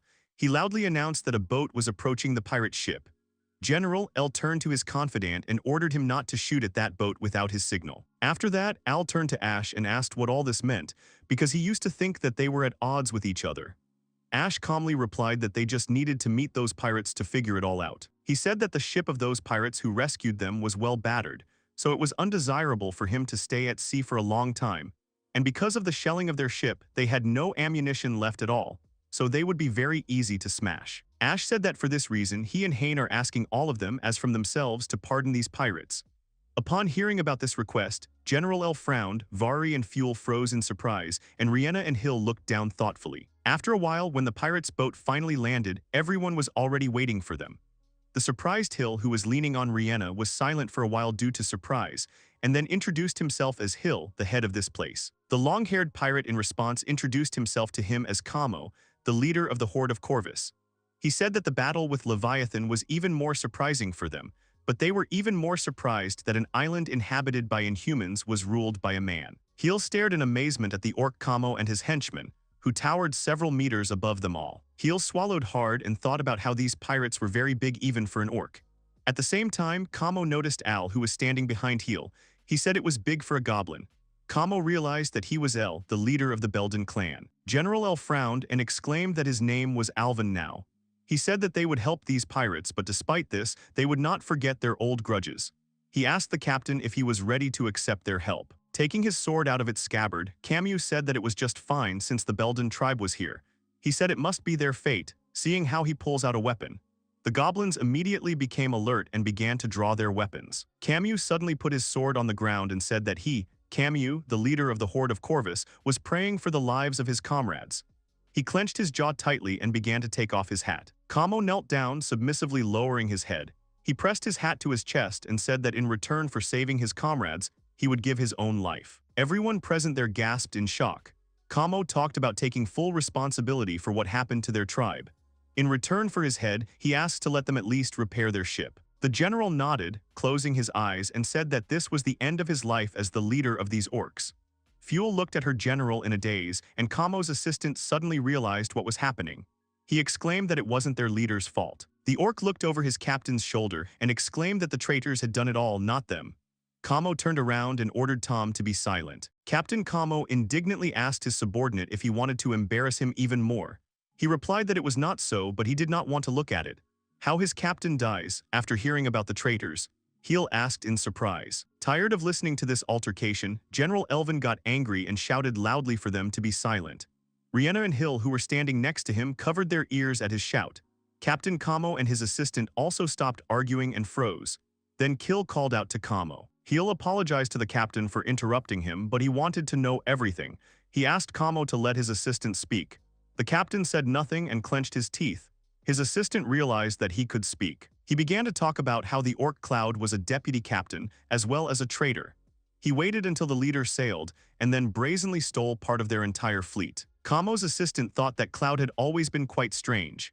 He said that their leader's methods were too soft and that the Horde of Corvus needed more glory and honor than it currently had. With his sweet speeches, Cloud lured most of the captain's associates to his side. The captain himself moved back as soon as he heard the news about this. But by that time, Cloud had already escaped, hanging the flags of their horde everywhere. Khil realized that, as it turns out, it wasn't Captain Kamo himself who was behind all this, but Cloud. Captain Kamo's assistant exclaimed that this was indeed the case. Ash finally stopped just being silent and said that Leviathan appeared right in the middle of the battle, and then Cloud's troops were completely destroyed. Khil furrowed his brows because he realized that it was the bodies of the people from Cloud's army that they had seen in the water back then. Varys said it really looked like it. Ash closed his eyes and said that Captain Camus was the one who saved them at sea. The kneeling captain's face darkened when Al said that everything was pretty funny, because Captain Camus's horde had always been engaged in piracy, but never attacked other factions for no apparent reason. Captain Camus got angry at Alvin's words and scratched the ground with his claws. He asked about what was wrong with it and what it changed. Gritting his teeth, he hissed that he just couldn't prevent all those attacks, which is why he couldn't quell that rebellion raised by Cloud. He exclaimed, "That is why he is ready to take responsibility for all those acts as a leader." Digesting all that information, Khil frowned and looked down. Then Alvin spoke up. Grabbing his sword, he said that if Captain Camus could still rally his orcs, then their clan house would be intact. Alvin stood threateningly in front of the kneeling captain and began to draw his sword from its scabbard. He said that Camus would pay with his life for his deeds. Al asked if he had anything else to say. Obediently closing his eyes, Captain Camus said that it would even be funny for him to die at the hands of Elvin, the warrior of Belden. When Alvin swung his sword, everyone in the audience flinched and tried to somehow stop the general. Fuel also started up and called out to her father in despair, but it was too late because Alvin's sword was already descending. Everyone started and stared at that place in a daze. As a result, Elvin's sword did not hit its target, but only stuck into the ground right in front of Camus, who stared at this sword uncomprehendingly. Alvin turned to the captain and ordered him to take this sword in his hands. Gritting his teeth, Al said that he, Elvin, the general of the Belden tribe, was challenging the leader of the Horde of Corvus, Camus, to a duel. Before the start of the duel, both opponents traditionally crossed their weapons, and then went in opposite directions and stood expectantly opposite each other. Everyone around them stood alertly to the side, watching what was happening. They were stunned because they did not expect that El and Camus would arrange a deadly duel. Khil, leaning on Riena's shoulder, was also watching. He wondered what the opponents' chances of defeating each other were. Alvin was very strong because he is a goblin general, but his opponent is the leader of the orcs, which means that he is most likely superior to El in strength. Gritting his teeth in pain, Khil raised his hand, intending to at least put a shield on Alvin because the chances were hardly on his side, but Riena intercepted the young man's hand, which did not allow him to put a shield. Khil turned to the girl in surprise and called out to him questioningly. Riena did not answer anything and only shook her head. Then Khil realized that his intervention was undesirable and stopped trying to help Al, deciding to just watch it. Holding the blade in front of him, Camus turned to Elvin and firmly said that he was ready to pay with his head for the death of the general's tribe. Camus raised his blade in front of his face and exclaimed that he swore that in a duel, General Elvin would not just take his life. The general grinned back at him and exclaimed that he agreed to such conditions. Alvin exclaimed that he was not going to retreat at all, and as a result, Camus's head would fall in the blink of an eye. From this attitude of both opponents, everyone around them became even more wary, because both opponents were serious and were not going to give in to each other so easily and give their lives. After this short conversation, both opponents took up fighting positions to decide their fates soon. They tightened their grip on the hilts of their weapons and strained their legs. After a couple of seconds, both opponents violently attacked each other. At the very beginning of the battle, Alvin swung and threw his battle axe directly towards Captain Camus, but he managed to react and crouch down, successfully dodging. After the attack, the axe began to return to its owner, but Camus knocked it down with something. When Aval finally caught his axe, Camus realized that this was his lucky moment and decided to strike. He rushed to Alvin and hit him on the arm, which caused his axe to fly off to the side and sink into the ground. Despite this, Alvin managed to bounce away from Camus's blow. Khil opened his mouth in a daze. Both opponents acted so quickly that both he and almost none of the observers realized what had happened. Left with just one battle axe, Alvin became even more serious. He held up a second battle axe in front of him, preparing for another attack. At the same moment, Camus attacked him with his sword again, muttering that no one had ever dodged his sword like that before. When Camus attacked him again, Alvin managed to dodge his attack, but it grazed his cheek. Riena gasped in amazement. She said admiringly that Captain Camus was too fast, so his attacks were very difficult to predict. Someone exclaimed that Mr. Camus was just incredibly strong. Fuel, standing on the sidelines and excitedly watching her father fight to the death, clenched her hands into fists and nervously pressed them to her chest. At the same time, her father pulled the rope to retrieve the second axe. That axe was right behind Captain Camus's back at that moment. The observers gasped in shock when they realized what Alvin's plan was. Everything was calculated so that the axe would strike the stone from the back. He exclaimed that it was very mean. By that time, the axe was already nearby, so Camus turned around to fight it off. Alvin took advantage of this and attacked him, but he was forced to jump back because, to his surprise, Captain Camus managed to intercept the axe, flying at his back and throwing it towards Alvin, who opened his eyes in a daze. Attacking him with his sword again, Camus shouted to Alvin to choose what he would block in the end, because he could only block one attack. The general had to choose between his axe and the captain's sword. As a result, Alvin chose to dodge his axe and take a sword strike. Everyone present gasped in shock. Blood splattered to the sides, and Camus stared in amazement, not understanding what was happening. The captain's sword thrust pierced only Alvin's arm. The general grabbed Camus's arm with his wounded hand and said that he had fallen into his trap. Squeezing the orc's hand harder, Alvin said that now he would not be able to swing his sword so easily. He croaked for the captain to surrender to him, but he suddenly grabbed his other hand. Camus was bigger than Alvin to detect which species he belonged to, so the goblin now had to push even harder. Camus said that it wasn't really him who got caught, but Alvin himself, who set up such a trap for him. From the strain, Alvin's legs crashed into the ground and violated its integrity. Putting more pressure on him with his weight, Camus told him not to be misled because of his condition. Camus said that he was an orc and would never lose to a goblin in battle. Camus put more pressure on Alvin, which made him clench his teeth. The captain exclaimed that he would break his opponent's arms. Almost everyone in the audience opened their mouths wide, each of them rooting for their own. Alvin grinned and told Camus to keep his jokes to himself. He tightened his grip on his opponent's hands and said that his words were true for ordinary goblins, but he was fighting with Alvin, the general of these goblins. A mark suddenly lit up on his body. The general growled that the captain was now fighting the greatest warrior of the Belden tribe. The goblin roared and raised his hands in the air, which caused Camus to also refuse in the air. Alvin threw him into the air, which caused the orc to exclaim in amazement. Being in such a limbo, Camus asked in amazement how Alvin managed to do this. Without answering him, the general waved his hand and grabbed Camus's head, growling, after which he turned over in the air, ending up above him. Everything happened so fast that the audience did not even have time to understand. As a result, the captain's head crashed right into the stone. It happened because Alvin grabbed the captain's head and pressed down on it with all his weight. After that, he broke the captain's saber. Seeing that their general had won, all the goblins rejoiced. They took off and began to run excitedly to Alvin. They asked if Camus was dead. Sitting on the ground, Alvin grinned and said that it would not be so easy to kill the leader of the orcs. Camus began to come to his senses and coughed up blood. He croaked that he had lost to the captain. Without opening his eyes, he resigned himself to his fate and told General Elvin to end it.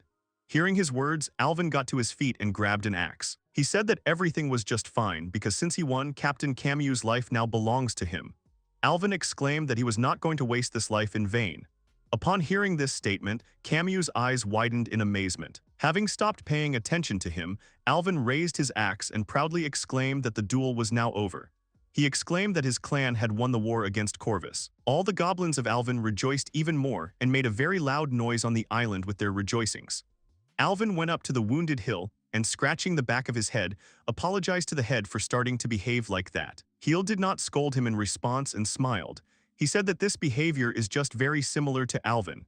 After that, Khil thanked Alvin for what he had done, and the general smiled back at him. Rihanna led Khil closer to the defeated Camus, and then Khil turned to the captain. Khil said he could stay on this island until he fixed his ship. Khil said that by the time the ship was repaired, Kayu's people would be able to get in order. He asked if the captain would agree to such a thing. Both the captain and his assistant stared at the young man in surprise. With his head down, Camus announced that he was accepting Khil's offer. Moving away from his defeated opponent, Alvin was surprised to find his daughter standing with her head down. She just turned to her father. After that, she suddenly kicked her father's leg with all her might. He jumped painfully and yelled. Stunned, Alvin asked why his daughter had hit him like that. Without answering anything, the girl leaned against her father, lowering her head. She sighed heavily and reminded Alvin that she had already told him not to get so hot anymore, but again he did not obey her. At the same time, Captain Camus managed to recover and get up. He pointed at Khil sitting on a rock and shouted loudly to his subordinates to listen to him. Camus exclaimed that as long as they were here, they would obey Khil. The entire crowd of warriors immediately approached Khil to greet him loudly. That's how hundreds of soldiers of the Horde of Corvus became guests of the inhabitants of the island. But such a large number of guests made Khil a little worried. As well as Ash and Hain, who followed the orders of their queen and came to Lil to serve him as the foster parent of little Lil. Ash said it looked like the Belden tribe had taken over Khil's command after all. He suggested that in this case, Khil should give them new names because now they serve him. The young man agreed and said that what they would receive in exchange would come from his label. So Khil did not know what the end result of the name change would be. Khil said that what he wants is to protect Leela. He decided that Ash would now be called Ashton and Hain would be called Haines. Both kobolds bowed their heads and exclaimed that they were swearing on their lives. After that, Khil sighed heavily and said that Vali seemed to be very busy. Vari smiled and agreed with his words because he was checking the wounded and preparing new places for the guests to live. Suddenly, Khil felt intense pain and shuddered. Rihanna immediately excitedly jumped up to him, while the young man slowly sank onto the stone, holding his head with his hand. He sighed and tried to reassure the girl that he was fine and he was just tired. Not listening to his beliefs, Rihanna put her hand on his forehead anyway and exclaimed that Khil had a fever. Rihanna turned to Volleys and said that she would take Khil to the room and asked that Volleys take care of him after that. The goblin agreed and exclaimed that the girl could rely on him. A tired Khil turned to Rihanna and asked what she was doing because he was all right. The girl replied with displeasure that Khil had worked too hard. Suddenly, she wrapped her arms around the uncomprehending youth and apologized to him. Khil asked, confused, what she was doing. Then Rihanna suddenly picked him up in her arms to carry him to the room to rest. Khil indignantly asked the girl about what she was doing. She replied that everything was fine and she would be able to carry him. The young man exclaimed that he wasn't talking about that at all. Captain Camus, who was watching this, giggled, covering his mouth with his hand. After that incident, Khil left all his command on Volleys, and he was treated and rested to normalize his condition. Meanwhile, the goblins descended into the cave where the Leviathan defeated by Khil was located. Examining the snake's body, the goblins exclaimed enthusiastically that this beast was simply huge. One of the goblins turned to Volleys and offered to just bury this Leviathan. Suddenly, Map approached the snake and carefully cut off a piece of it. Everyone was stunned to watch the Map eat this meat with gusto. After chewing this piece, Map jumped up and down contentedly and then reached for another one. The goblins noticed that Tom really liked the meat of Leviathan. Volleys mumbled thoughtfully and then called 10 and 11 homers to him. After that, they began to freeze the cave to prevent the Leviathan from spoiling, because they could not even think that the meat of the snake would be edible until Map tried it. Having finished with this, the goblins decided to occupy a huge golem in the sea which they needed to pull out. Suddenly, someone called out to them and the goblins turned around. It was Captain Camus's team who offered them their help in this, because they had boats, and they also sailed well because they were pirates. The goblins of the island did not refuse and told the orcs to tie up the golem. Khil knew that, although it would not be easy, he wanted the Belden tribe and the horde of Corvus to put aside old grudges and start living in peace with each other. As it turned out, the core of the golem survived, and all thanks to Orichalcum, so Khil decided that he would need to restore that body, but first he had to take care of his own. Rihanna was sitting next to him and offering something with a smile. Khil raised his hand and said sheepishly that he was fine, and therefore he could eat by himself. Rihanna immediately replied to him that this was not the case, because Khil would not recover if he did not rest a lot. Rihanna handed him a spoonful of food and told him to open his mouth. In the end, Khil couldn't refuse her and obediently ate everything, thinking that Rihanna was more stubborn than it seemed at first glance. Despite everything, Khil was very grateful to her for taking such care of him, and the medicines Volleys made for him from Yggdrasil leaves were very effective and helped him recover. Khil turned to Rihanna with a smile and told her not to force herself to do all this, because just a little more and he would have enough mana to recover. The girl replied with a smile that she did not force herself to take care of him all day, because she was unlikely to have such an opportunity again. Rihanna turned away in embarrassment and began twisting a strand of her hair around her finger, saying that it was not difficult for her to help Khil, and even more so she did not come to him so often. When the girl finished feeding him and was about to leave, Khil said that he realized that it was not difficult for her. He thought about the fact that he didn't really like the fact that he was resting while everyone was working. The young man looked at the wall where his pickaxe hung and thought that he really wanted to keep digging. At the same time, the goblins went down into the cave to dig. One of them told the other that this area was somehow too hot, raising the pickaxe to strike. He replied that it was true, and when the pickaxe touched the stone, water splashed into the goblin. He jumped aside, stunned. They were both surprised that there was water here. One of the goblins exclaimed that it was a real hot spring. Some time ago, Khil was sent to a godforsaken island. There he managed to save a sinking ship, fought a powerful monster, Leviathan. He also learned the true value of friendship. But now he was facing the greatest enemy he had ever seen, and he was unlikely to win. Rihanna called out sharply to Hyla in the cave. The young man immediately responded and excitedly asked what was the matter. Rihanna told him that this hot spring was really good. Stammering, the young man agreed and then yelled. Stretching, being in hot water, Rihanna said that her tribe had the same hot spring and she washed in it every day. The girl quite declared that she liked it. The embarrassed Khil had to turn away and he said he understood her. He almost completely immersed himself in the water so as not to see Rihanna and wondered how it happened in the first place. It all started a week ago. Khil got tired of having to lie in bed all the time and just relax, so he decided to practice using a pickaxe. He swung the instrument and exhaled that everything was fine. Suddenly, the door to the room flew open. Just at that moment, Khil wanted to strike with a pickaxe, but he felt a strong pain in his side. The young man shrank and howled painfully. Everyone who came to visit him stood stunned on the threshold. Rihanna helped Khil get back on the bed and sit down. Holding him down, she grudgingly reminded him that she had told him to stay on bed rest for now. Khil apologized awkwardly to the girl. Captain Camus stared disapprovingly at Khil and asked if he had been taught. That girl should not be offended. Only then did the young man realize that Rihanna had not come alone and said that it was a rather rare sight to see the captain here. Taking off his hat, Captain Camus explained to Khil that he was just passing by and decided to look in on him. He said that Rihanna was just showing the island to him and the kobolds who were now standing next to him. Camus leaned over to Rihanna and quietly reminded her not to forget something. The girl immediately realized what he was talking about and handed him something. Taking it in his hands, the young man immediately realized what kind of thing it was. He straightened it out and exclaimed that it was his clothes. He was pleased to say that even though it was pretty worn, it still looked like new. Smiling at his joy, Rihanna told him that these clothes had been restored with the help of spider threads, so now this thing will be even better than before. Continuing to inspect the clothes, Khil happily thanked Rihanna. After that, Ashton finally decided to start a conversation and said that, as it turns out, this island is full of different surprises. Kobold said that although this island is small on land, there are a large number of tunnels hidden underground, and blacksmithing is also very developed. Captain Camus said that he had been to many places, but he had never seen Yggdrasil. Sitting on the bed, Khil said that he could make this place even better for living, which is why he would welcome any suggestion or comment from the captain. He agreed to help him and said that the Horde of Corvus would make every effort to do so. He suddenly said that he and his people would be glad if Khil accepted them as residents of this island. The young man's eyes widened in surprise at this statement. Khil apologized to the captain and his people for the fact that the Belden tribe did not treat them well. The young man said that it was not Camus' fault, but despite this, reconciliation would take a long time. Khil said that he agreed to accept Camus and said that he could not worry about the relationship because the entire Belden tribe obeys him. Amen. The young man thought that soon the goblins would forget their grievances.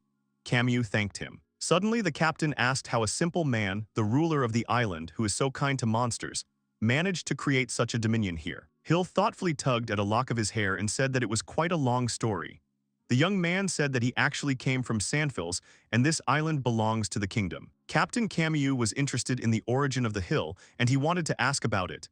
But at that moment someone ran to them and shouted that they were in trouble. It was Ri, out of breath from running, who leaned her hand on the wall to catch her breath. Khil became alert and asked what was the matter. The excited girl exclaimed that their hot water was running right out of the ground. After that, Khil packed up and went down to the cave with the others, where this hot water appeared, which was mentioned by Rai. Seeing a small pond with steam rising from it, Rihanna gasped in admiration. Volleys turned to Khil and asked how the young man was feeling. Khil replied with a smile that he felt pretty good, since now he was able to walk on his own and also come and look at this wonderful find. General L looked over the young man's shoulder and exclaimed joyfully that this was a hot spring that he already liked. The goblin even smiled in excitement and clenched his hand into a fist. Little Rai looked sullenly at her father and, putting her hands on her hips, said that he was very optimistic. The girl suggested that it might just be a cave flood and not an endless source. The goblins who found this water said that they were just digging, and then suddenly water came out of this place, which still did not stop pouring from the ground. Khil asked if they had ever had this before. Rai, who still did not believe that this was an endless source of water, said that they had had this happen before, but then there was not so much water. Khil decided that first he had to make sure that the water was not dangerous. Suddenly there was a loud splash and water splashed in all directions. It was Map who, without worrying about anything, jumped into the water and began to wash himself quite well. Al exclaimed that it wasn't fair. Volleys said the water was good, especially since he had checked it before Khil's arrival. The young man squatted down by the water and turned to Map. He asked him if there was a way to get this water out. Volleys mumbled thoughtfully and said that it would be possible if this source were in the mountains, but it is difficult to do it from underground. Khil drooped and said that it would really be difficult. Map suddenly came up with a solution to this problem. Khil thought that he definitely had a plan to get the water out, since Map quickly packed up and ran to his forge. After that, the inspired Map drew a plan on the ground for what he needed to do. After looking at the drawing, Khil realized that Map wanted to use the workshops to make molds out of stone and iron. The kobolds and Captain Camus stared dumbfounded at how Khil was doing something with an entire mountain of iron. The captain asked in surprise what was going on, and Khil told him that it was a routine inventory. Then the goblins melted this iron and carefully poured it into molds. Everyone was busy making iron pipes out of stone molds. At the same time, Map was busy improving the hands of numbers 8 and 9. Khil sighed in admiration and said that it was very similar to fire magic when a bright ray appeared from the improved arm. Watching the process, the young man realized that it connected the pipes, melting them. As a result, they began a large-scale project to bring hot water from the cave to the surface, in which everyone participated. Map and the others have created a sophisticated device to control the water supply so that they don't waste it. And they also built a huge swimming pool on the surface so that they didn't have to go down. Hill would also like to do something and help everyone, but Rihanna always watched him, and when she saw Hill pick up a pickaxe, a menacing smile appeared on her face. So the young man decided that his life was more expensive than his work. A week later, they finally brought the hot spring to the surface. Hill exclaimed admiringly that the pool turned out to be just huge. Scratching his chin, Camus agreed with him but asked about where the water was. While everyone was crowding around the still empty bathhouse, Volleys called out to Map, who was sighing heavily, wiping his forehead after hard work. The underground device that regulated the water pressure was powered by the wind of Golem number 10. At the command of Volleys, Map signaled to another goblin, who began to turn the wheel from which the mechanism worked. Immediately after that, the statue, which stood in the bathhouse and looked very similar to Map, opened its mouth. All the people gathered stared expectantly at this statue and were awkwardly silent. Then Map ran to the gurgling statue. Running up to her, Mappa stood behind the statue and hit her on the back with all his might. As soon as he did, a whole fountain of hot water sprayed out of the statue's mouth. Everyone gathered immediately cheered. Hill clenched his hand into a fist and exclaimed that Map had done a great job. Then he added in a lower voice that the design of this statue was not very good. Ree sat down on the edge of the pool and sighed admiringly, looking down. The girl watched as the water was rapidly gaining. General Elvin bent down next to his daughter and exclaimed that he already wanted to jump into this water. Captain Camus, standing behind him, waved his hand with a smile and said that he was transferring the right to enter the water first to Alvin. He wanted to add that the Belden tribe deserved it, but did not have time. Alvin was outraged by his words, so he just pushed Camia into the water before he even had time to understand what had happened. Once in the water, the captain indignantly asked Alvin about what he was doing, but he no longer paid any attention to him and suggested to the jubilant comrades that they enjoy this hot spring. Then Alvin mockingly said that they should wash themselves first because they shouldn't be like the orc that fell into the water. Camus again exclaimed indignantly that he had not fallen himself, but Alvin had kicked him. After they all washed up, the joyful goblins and orcs began to bathe in hot water. The adults were fairly showered with hot water, and the children joyfully jumped into the water from a running start. Alvin leaned back on the rocks and sighed in relaxation, saying that it was very good. Camus, who was sitting not far from him, agreed with the general's words and said that this water would even relieve exhaustion. Volleys thanked Camus for his help. Noticing that the captain does not react to Volleys' praise in any way, Alvin asks Camus that something is wrong or that he simply does not like the fact that he was praised. Because, according to the general, building all this is just the work of muscular orcs. Camus casts a displeased look at the general and declares that Alvin is insulting the captain's body with his words. One of the assistants quietly turns to Alvin and awkwardly says that he shouldn't have talked about their leader's muscles. At the same moment, Captain Camus suddenly jumps on a rock and begins to pose proudly, shouting to everyone to pay homage to his beautiful body. At the same time, the kobolds wash Leela and tell her not to pay attention to them. Khil, who also decided to swim, took a towel and a wooden basin with him. When he saw that a whole crowd had gathered in the pool, he smiled and said that the day promised to be fun. Seal, as always, rode beside his master. The young man turned to his pet and asked if he also wanted to swim with them.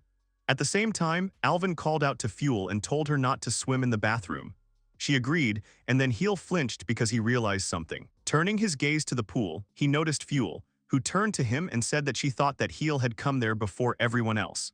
The young man realized that the pool was not divided, and therefore monsters of both sexes were bathing together. When Map was swimming in the water, a dark spot appeared around him. The goblins who were nearby asked what was going on with him. Khil turned to Varys and asked why the baths were not separated. He did not understand the young man. Heel sighed heavily and thought that Varys did not understand his question. Then soft footsteps sounded on the stone behind the young man, and someone called out to Heel, making him start. It was Rihanna, who was also going to swim in the hot springs. Holding a towel and a ladle in her hands, she said that she would like to wash the back of the chair. The young man was struck by lightning, and he opened his mouth wide. One side of Hyla assured him that he could swim with Rihanna since the baths were not separated, but his other side said that he needed to share the baths, but he could take advantage of the opportunity since it was there. Heel argued with himself for a while, but then both sides came to an agreement, deciding that he should swim with Rihanna. The young man was angry that such bad thoughts flashed through his head, and simply waved them away. He became nervous and began to quickly leave the pool, shouting to Rihanna that he was dizzy, so he would come to swim here later, and wished everyone a good time. Rihanna stared uncomprehendingly after the fleeing Hill. Hill turned his head to Seal and said with annoyance that Rihanna had scared him very much. The young man said that his pet could go to the baths with someone else, since Hill himself did not really want to swim in that place. He scratched his head and admitted that he actually wanted to swim too, but he thought it would be more like he was bullying Rihanna. After thinking about it for a while, Hill finally decided to go down into the cave and swim alone, except for Seal in the hot spring that was there. When he reached the spring, he stepped into the water with one foot and then went completely in. He sat down in the water, leaning back against a stone, and said that this water was perfect.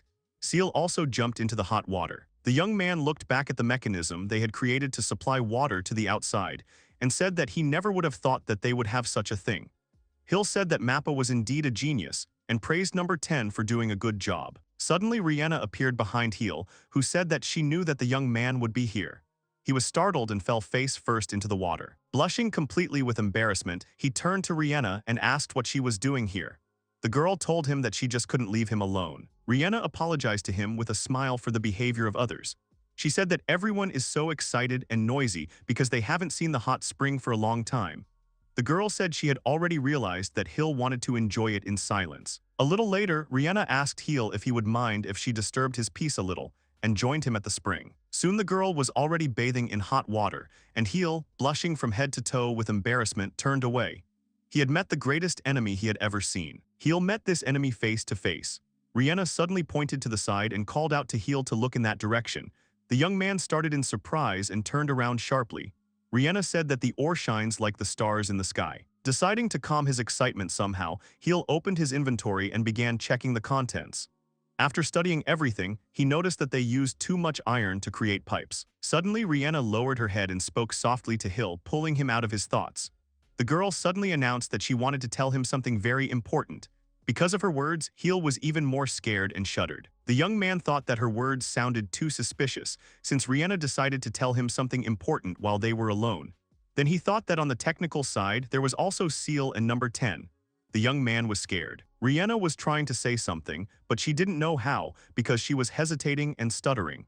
Suddenly she said that she could not understand the feelings of the goblins of her tribe. She apologized to Hill and said that she knew that Captain Camus and the others were sorry for what had happened earlier. But despite this, her clan's home would always remain in their hearts, and there was nothing they could do to help. The girl smiled and said that they were now working together, eating together and basking in the hot spring together, despite their past disagreements, so Rihanna was happy. Because of her words, Hill also lowered his head and smiled. He told the girl that she shouldn't apologize because the past is always hard to let go. Hill asked if she wanted to further develop her tribe. The young man already knew that the answer was yes, so he said that it was good.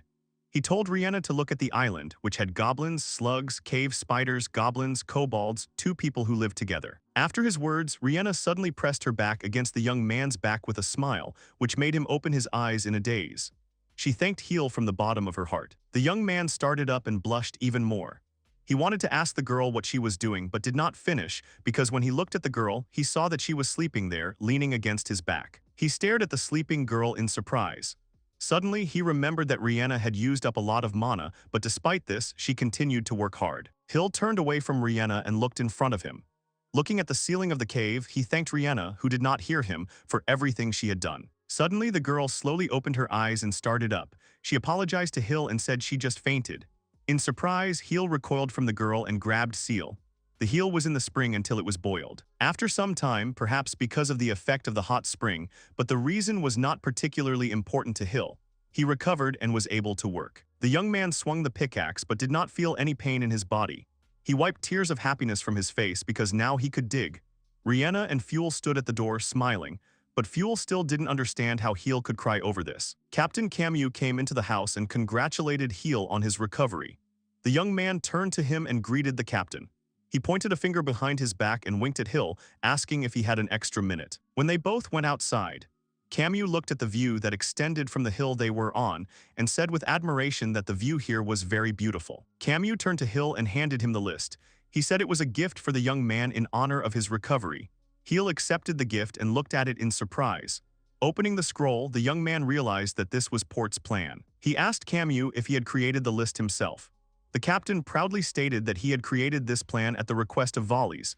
He asked him if it was possible to build a port on this land, so Kamyu made this plan. The captain said that, in addition, he had heard that Khil was going to trade with the outside world in the future, but the young man did not have ships. Khil replied with annoyance that they had broken all the ships that were broken into planks. After his words, Captain Kamyu pointed to his ship, which was located near the island, and said that they were ready to give their ship to Khil.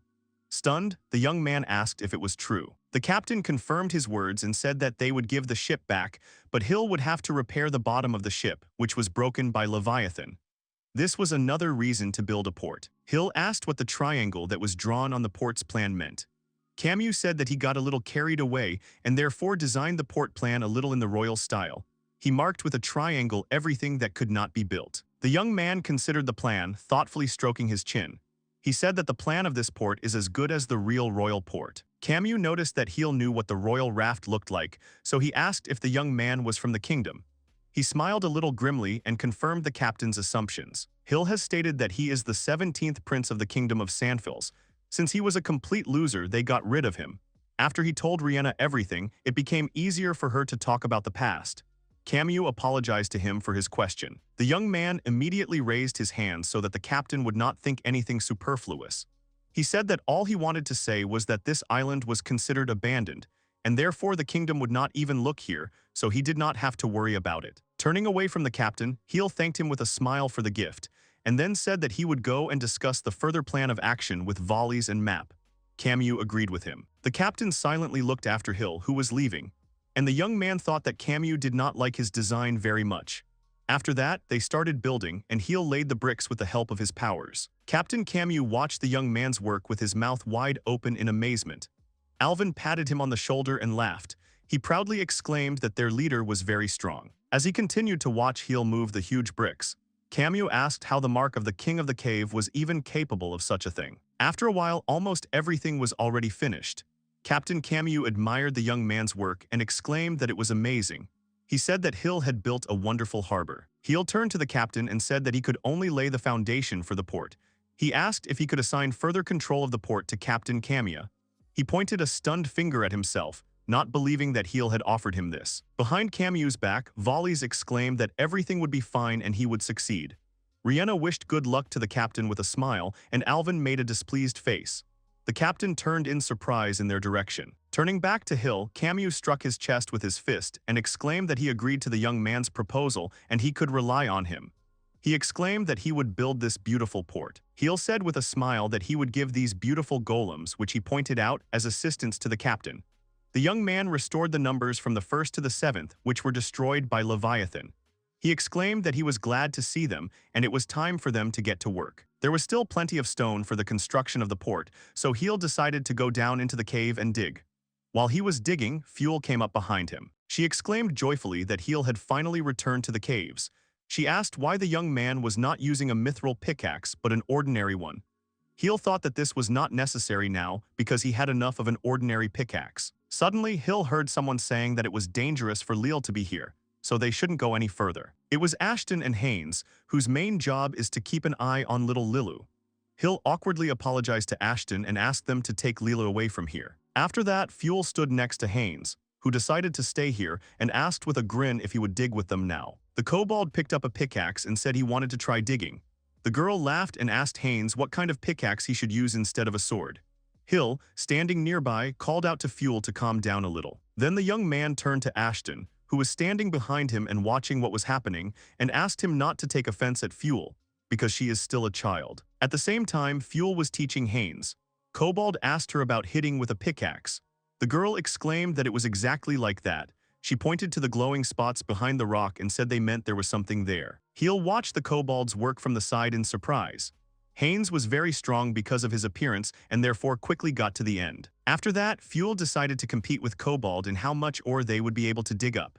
They worked so hard that boulders flew in all directions. Khil smiled contentedly and slung a pickaxe over his shoulder, because now he could do his favorite thing. The young man just loved digging in the mines. While the second kobold was busy, Lilu jumped onto Ashton's shoulder. Kobold apologized to Khil and said he needed to get back to his job. Suddenly, Lilu noticed something and jumped to the ground and then began to bark at some stone. Haynes and Fury were sitting in a pile of rocks that had been left behind after their hard work. Kobold laughed contentedly and said that digging turned out to be much more interesting than he thought.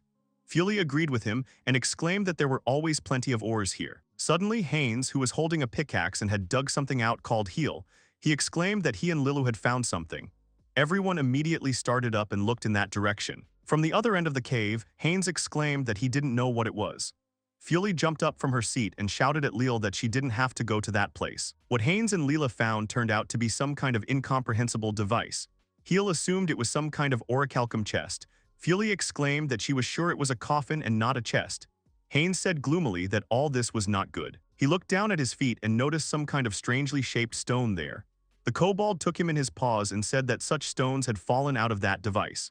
Khil exclaimed that it was something new and then asked Haynes to give it to him. The system showed Khil that this unusual stone was a transfer stone that instantly moved to other transfer stones. The transfer distance depended on the size of the stone. Khil looked doubtfully at the transfer stone, stroking his chin. He asked how this stone could be used to transport himself to another. Then Fury called out to Hyla because she had found something. She was looking at the device they had just found and found a hole on it that looked like a stone in Khil's hands. The girl suggested inserting this stone into the hole. Khil obeyed the girl and inserted the transfer stone into the hole. The stone fit perfectly in shape and size and then suddenly lit up. Everyone who was there stared in shock. As a result, nothing terrible happened. Just the device where the stone was inserted also lit up. Fury looked at the illuminated floor of this capsule and asked about where this thing leads. Ashton replied to the girl that he would not advise them to go there themselves, even if this capsule really transfers to another stone. After that, everyone turned their backs on this capsule and began to discuss the find. Fury scratched her head and offered to send a golem there. Haynes agreed, but suggested that golems might not work there. They didn't notice the map at all. Khil began to turn back to the capsule and said that they needed to think more about what to do next. The young man turned around just at the moment when Map moved to another place with the help of the capsule. Everyone cried out in shock. After seeing how Map disappeared, Khil did not think long and rushed to the transfer capsule. He exclaimed that he was following Map and he ordered the others to wait here. Haynes rushed after him and shouted that Khil should not do this. Suddenly the stone lit up again, and all those gathered in this place who were about to run to save Map were struck by lightning. As a result, they all ended up in another place completely unfamiliar to them. Fury frowned in displeasure and asked where they were. Khil muttered that he didn't know. He turned to Leela and asked if she knew where Map was, but she didn't know. After that, Khil went back to the capsule and began to enter it. He looked over his shoulder and said that he would go to check everything first because it didn't seem to be dangerous. He told Seal to call volleys. When Khil entered the capsule, Lilu also hurried after him and jumped into the capsule, barking cheerfully. Fuel also ran to them and shouted that she would also go with them to look for Map. After that, both kobolds came to them, which were of considerable size. They were guards of Princess Lilu, so they had to protect her. Fuel tried to tell them to wait because they all just wouldn't fit into the capsule, but it was too late. Ashton, pinched, suggested to Haynes that he go after them. The latter agreed with his proposal. He tried to get out of the capsule backwards, but he got stuck. Lilu squeaked indignantly, and Fuel exclaimed that she was pinned down. Khil tried to calm down Leela, who was very loudly indignant. And then their capsule suddenly activated. Once transported to a completely different place, everyone fell out of the transfer capsule. They fell to the floor with surprised cries. Khil hit the floor painfully, and Lilu ended up on his head and suddenly started barking. Looking up, Khil saw that they were in a huge hall that was filled with bookcases. The young man began to get to his feet and gasped in surprise. He said admiringly that he had never seen something like this before. Fuel went to the bookcase and examined it. The girl said that there were a lot of books in this place and then clarified whether they were exactly on the island. Khil looked down over the fence and swallowed hard. He said he thinks they are on the island because this place is similar to where he found the golems. The young man saw that the library had a lot of floors and said that it was scary. Looking around, Haynes turned to Khil and informed him that he had found the map they had come here for. Kobold added that Mappa needed help. Then Khil immediately became serious and told Haynes to take him to Map. The kobold led the young man past several bookcases. Khil noticed that some of them had been trashed because books were lying on the floor. When Haynes brought him to Map, Khil saw that he was lying on the floor in a pool of blood. He immediately rushed to Map and began shaking him, asking what had happened to him and who had injured him. Turning over the map, Khil saw that he was bleeding from the nose. Looking down, the young man saw a book with women on the floor, which Map was looking at. The young man blushed in embarrassment and abruptly slammed the book shut, saying that he just needed to forget about it. Closing the book, he began to treat Map at the same time. After that, Map finally came to his senses and sat on the floor, scratching his head.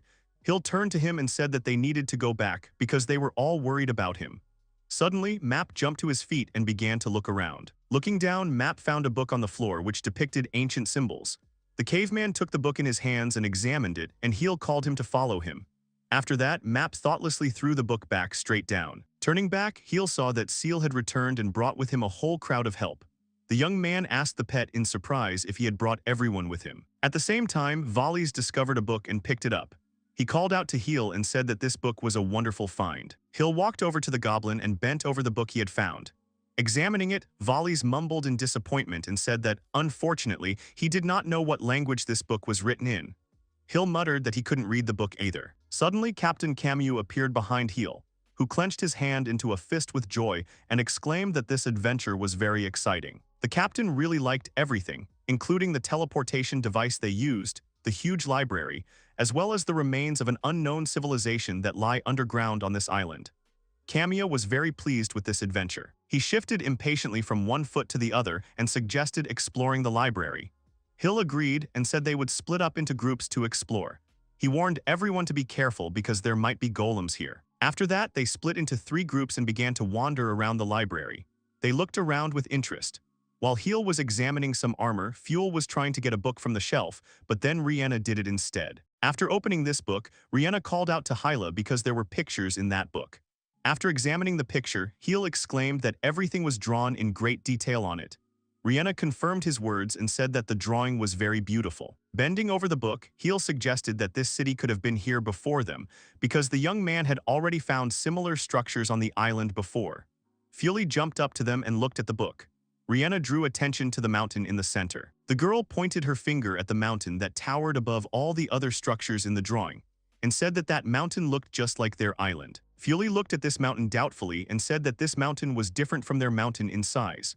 Rihanna laughed and said that their island looked much friendlier. He turned back and saw Seal there looking up. Khil and his group approached Seal, who just froze in place and looked up. The young man asked him about what had happened. Everyone raised their heads and looked where Seal was looking. As it turned out, there was a huge statue of a woman holding a scepter in her hand. Rihanna enthusiastically said that the statue was very beautiful and suggested that it was a goddess. Continuing to look at the statue in surprise, Khil said that once the people who lived here worshipped this goddess, who was now depicted here in the form of a statue. After that, they continued walking past the entire bookshelves. Khil thought that even in his kingdom there were no records of these ruins, and assumed that no one had found this place before them. On the way back, they extracted a couple of magic stones and heart stones from the remains of the golem here and gathered into one group again. But despite all this, they have not found any information about these ruins. Volleys really wanted to study the books from there and took about a dozen of these books with him, loading Seal up, so Khil could hope that Volleys would find something. Volleys himself said that he was not sure that he would succeed. Suddenly, Fuel felt something and turned towards the wall. Without saying anything, the girl hit the stone wall with a pickaxe. It became clear from the sound that there was some kind of room behind the wall. So Fuel called out to Khil and informed him that there was a passage behind the wall. After that, they looked around carefully, but did not find anything like a passage. Fuel impatiently held her pickaxe in her hands and asked if she could dig already. Khil himself did not feel any magical energy there, but the light told him that there was an ideal place behind that wall. The young man pointed with his hand to Fula where she should dig and said that he would protect her with his magic if something happened. At his command, Fuel swung. Then she slammed the pickaxe against the wall with all her might, so that only one blow was enough to break through it. Haynes exclaimed that Fuel had made a good shot. She laughed contentedly and walked over to the hole in the wall that she had made. Looking inside the secret room, she froze in surprise. Suddenly she took off and ran straight into that room. Khil followed her and also froze in surprise. When he saw what Fuel had found, he smiled and congratulated her. There was a small pedestal in that room on which there were 3 objects. Taking one of them in her hand, Fuel exclaimed that these were stones of change, which there were at least 3 here. After they visited that mysterious place and found the stones of change, every day, as soon as the sun appeared from behind the sea rocks, Fuel woke up. She sat up sleepily on her bed and tried to come to her senses. Then she came down from the 2nd floor of the bed where they slept together with Rihanna. While Fuel was getting out of bed, Rihanna was still sleeping sweetly and snoring in her sleep. After coming down, Fuel began to pack and get dressed. She braided her hair and then threw her vest over herself. As soon as she was ready, she immediately went down into the caves. As she went down the stairs, she called Golem number 15 after her, No one else in their community was so worried about digging, like Fuel herself. Absolutely every day she went to the mines while the others were still asleep. Fuel was also the last to leave the mines. Coming to the mines in the morning, Khil noticed every day that Fuel was already there, and judging by how much she had dug up, it had been a long time. Scratching his head, he ordered the golem that was with Fuel to take the girl out of there and take her outside, because Khil was very worried about how tired she was. After the golem grabbed Fuel tightly, she frowned with displeasure because she was distracted from her work. And Khil himself didn't even know what Fuel really wanted. After some time, they gathered together in the forest at the same table. Someone asked if this stone really allows you to evolve from an ordinary monster into another. Rihanna, who was also there, said that it was true because she herself managed to evolve with the help of this stone. Everyone gathered at the table. Khil, Kobolds, Map, Volleys, Camu, Elvin, and Fuel, as well as Lilu, Terran, and Seal. After Rihanna's words, Camu looked at the stones in surprise, because he always thought that this was Rihanna's real appearance. Fuel told the captain that their Princess Rihanna used to be an ordinary goblin and not such a beauty. The kobolds stared and asked if it was true. The captain was surprised again when he heard that Rihanna was a princess. He asked if it was true. With a puzzled expression on his face, Camu said that he used to think that Rihanna was an elven princess who ran away from her home with Khil. At his statement, Rihanna and Khil choked on their drinks and blushed. Khil indignantly asked the captain what he was talking about. The young man confusedly said that he had already told the captain that in fact it was not like that at all. He smiled contentedly and said that he was amused by the way Rihanna and Khil reacted to his words. Clearing his throat, Khil still hadn't stopped blushing and turned the conversation to another topic, saying that he didn't expect them to find 3 stones of change at once. The young man said that they would definitely give one of these stones to Fuel, who was now sitting at the table with a satisfied expression on her face, despite the fact that she was worried. Khil said that one stone was for her because she was the one who found them. After thinking about it, Khil turned his gaze to Volleys and said that the second stone would be his if he did not mind. Volleys, sitting silently at the table, shuddered at his words. He was surprised that they decided to spend one stone on him. Volleys said that it is not worth doing this, and he thinks that there is a more suitable candidate for this role to evolve. He stretched out his hand, which made his mark visible to everyone on his palm. Khil replied that he insisted on it, especially since his Wizard King mark was currently idle. Upon hearing about the mark of the Wizard King that Volleys had, Camu started up and exclaimed that it was the strongest mark. Ashton agreed and muttered that this mark is very strong and useful if you find the right use for it. Suddenly General Elvin spoke up and called out to Volleys. Scratching his head, he said that Volleys was already old, so he could evolve with the help of the Stone of Change and get a new and young body. When she heard that Volleys had already become, Fuel asked in fright if he was dying. Rihanna took up her words and exclaimed that she did not want Volleys to die. He said regretfully that he was already too old. The words of Alvin, Rihanna, and Fuel betrayed his resolve, so Volleys suddenly started talking about how, despite his old age, he still wants his mark to be useful to them. Clenching his hand into a fist, Volleys confidently turned to Khil with a smile and asked him to let him use the stone to evolve and become younger. As a result, they distributed 2 stones, but there was a third one left, for which there was no owner yet, because it did not look at all like someone wanted to evolve themselves. The kobolds refused the stone, saying that they could still use their marks for now, so evolution was not required.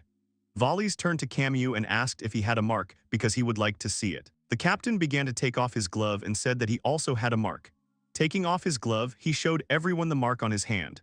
Volleys exclaimed in surprise, and Khil muttered that he had never seen such a mark before. Volleys explained to the young man that this is a mark, a sea dragon that allows you to control the water. Volleys tells us that he has heard that only newts can use this mark. Khil opened his mouth in surprise when he realized that this mark turns into a monster. Hurriedly putting the glove back on his hand, Camu asked them to let him explain everything. He said that he did not want to use this label, even though there was evolution. General Alvin turned to Camu, surprised that he did not want to use the mark. Alvin said that from the description of the tag, he realized that Camu could be an ideal sailor. He said sarcastically that Al had funny jokes. Camu put his hand to his forehead and dramatically exclaimed that monsters had disgusting slippery scales, so he did not want to become like them. Khil awkwardly decided that it was better for him not to force the captain to evolve. As a result, they unanimously decided to carry out both evolutions immediately, in the same clearing where they drank tea. Fuel impatiently stood in the center of the clearing, and everyone else stood at some distance from her. Fuel picked up her change stone and said she was a little nervous. The girl turned to Rihanna, who was standing nearby, and asked what she should do, because Rihanna had already gone through this, so she knows what to do. The princess immediately roused herself and told Fula to just think about who she really wanted to become and wanted it very much. Rihanna clenched her hands into fists, sincerely rooting for Fuel and wished him luck. Following Rihanna's advice, Fuel calmed herself down and, closing her eyes, thought about what she wanted and who she wanted to become thanks to the Stone of Change. Fuel remembered that she was always, absolutely all the time, protected by someone. Whether it was Khil, her father, or Rihanna, someone was protecting her anyway. The girl thought that someday everyone would leave her and she would be left alone, unable to protect herself. Fuel pulled out the Stone of Change on her hands. It suddenly lit up and rose into the air. Fuel thought that she was the daughter of the great Elven himself, so she simply could not be weak and unable to protect herself. The power of the stone that activated was so strong that a wind blew everyone away. When everything stopped, everyone opened their eyes, which were filled with surprise as soon as they saw what had become of Fuel. As the kobolds opened their mouths in shock, Captain Camus muttered that this couldn't be happening. Khil immediately turned away and covered his eyes with Map's hand so that he would not see Fuel. With a smile, the young man told Rihanna to do everything necessary. She immediately agreed and took the white dress in her hands. Having evolved, Fuel opened her eyes and made a surprised sound. After examining herself, she said that her arms and legs were longer now. Because she had evolved, her feet were now completely bare. Fuel looked at herself in surprise and scratched the back of her head. She was glad that the Stone of Change had really worked on her. Now the girl has become much taller and more beautiful, and her arms and legs have stretched out. Rihanna went up to her and carefully put a dress on Fuel. The princess asked her if she wanted to see her new self. To do this, they had Seal, who stretched out and looked like a mirror. When Fuel saw herself, her eyes widened in surprise. Suddenly, she rushed to hug Rihanna enthusiastically and cheerfully shout that she had succeeded, and now she too had evolved. Rihanna hugged her back and congratulated her with a smile that Fuel had evolved. Alvin went up to his daughter and examined her busily. Crossing his arms over his chest, he said that everything turned out well because his daughter became bigger and faster, but he could not say the same about strength. Fuel said that she was not thinking about muscles but about magic. After saying that magic was important to her, Fuel suddenly remembered this and excitedly asked if she could use magic now. Khil examined Fuel carefully and told her not to worry about magic, because he sees mana flows in the girl, so she just had to learn spells. Fuel was glad that she could use magic now. Looking at her hands, she said that her skin color remained the same, unlike the color of the princess's skin, at first not giving it much importance. Suddenly she realized that their skin colors were really different and asked Rihanna about it. Fuel asked about why the princess had become human-like. When Fuel started talking about it, Rihanna suddenly started up, and Khil looked at her in surprise. Rihanna lowered her gaze, completely blushing with embarrassment. Stammering, she said she didn't know the reason for it. She said she thinks everyone's evolution is individual. Khil stroked his chin thoughtfully and said that it could be. After they dealt with the evolution of Fuel, Volleys approached them, who held his Stone of Change in his hand. He said that changing the Fuel meant that he might get a different body. Rihanna cheered him loudly and told him that it was his turn. Immediately after that, the stone shone brightly along with Volleys, who was holding it. When it was over, everyone stared at Volleys in surprise. Fuel put her hands on her hips and asked what happened. When the dust cleared, Volleys examined himself carefully. He was silent for a while and then said that something strange had happened because nothing had happened to him. Volleys touched himself with his hands again to make sure that he hadn't really changed. Camus stared at him in puzzlement and asked why nothing had changed in the end. Suddenly, Volleys started and froze in place. His body shook, which caused him to lose his grip and drop his cane. Everyone exclaimed in amazement and asked what it was.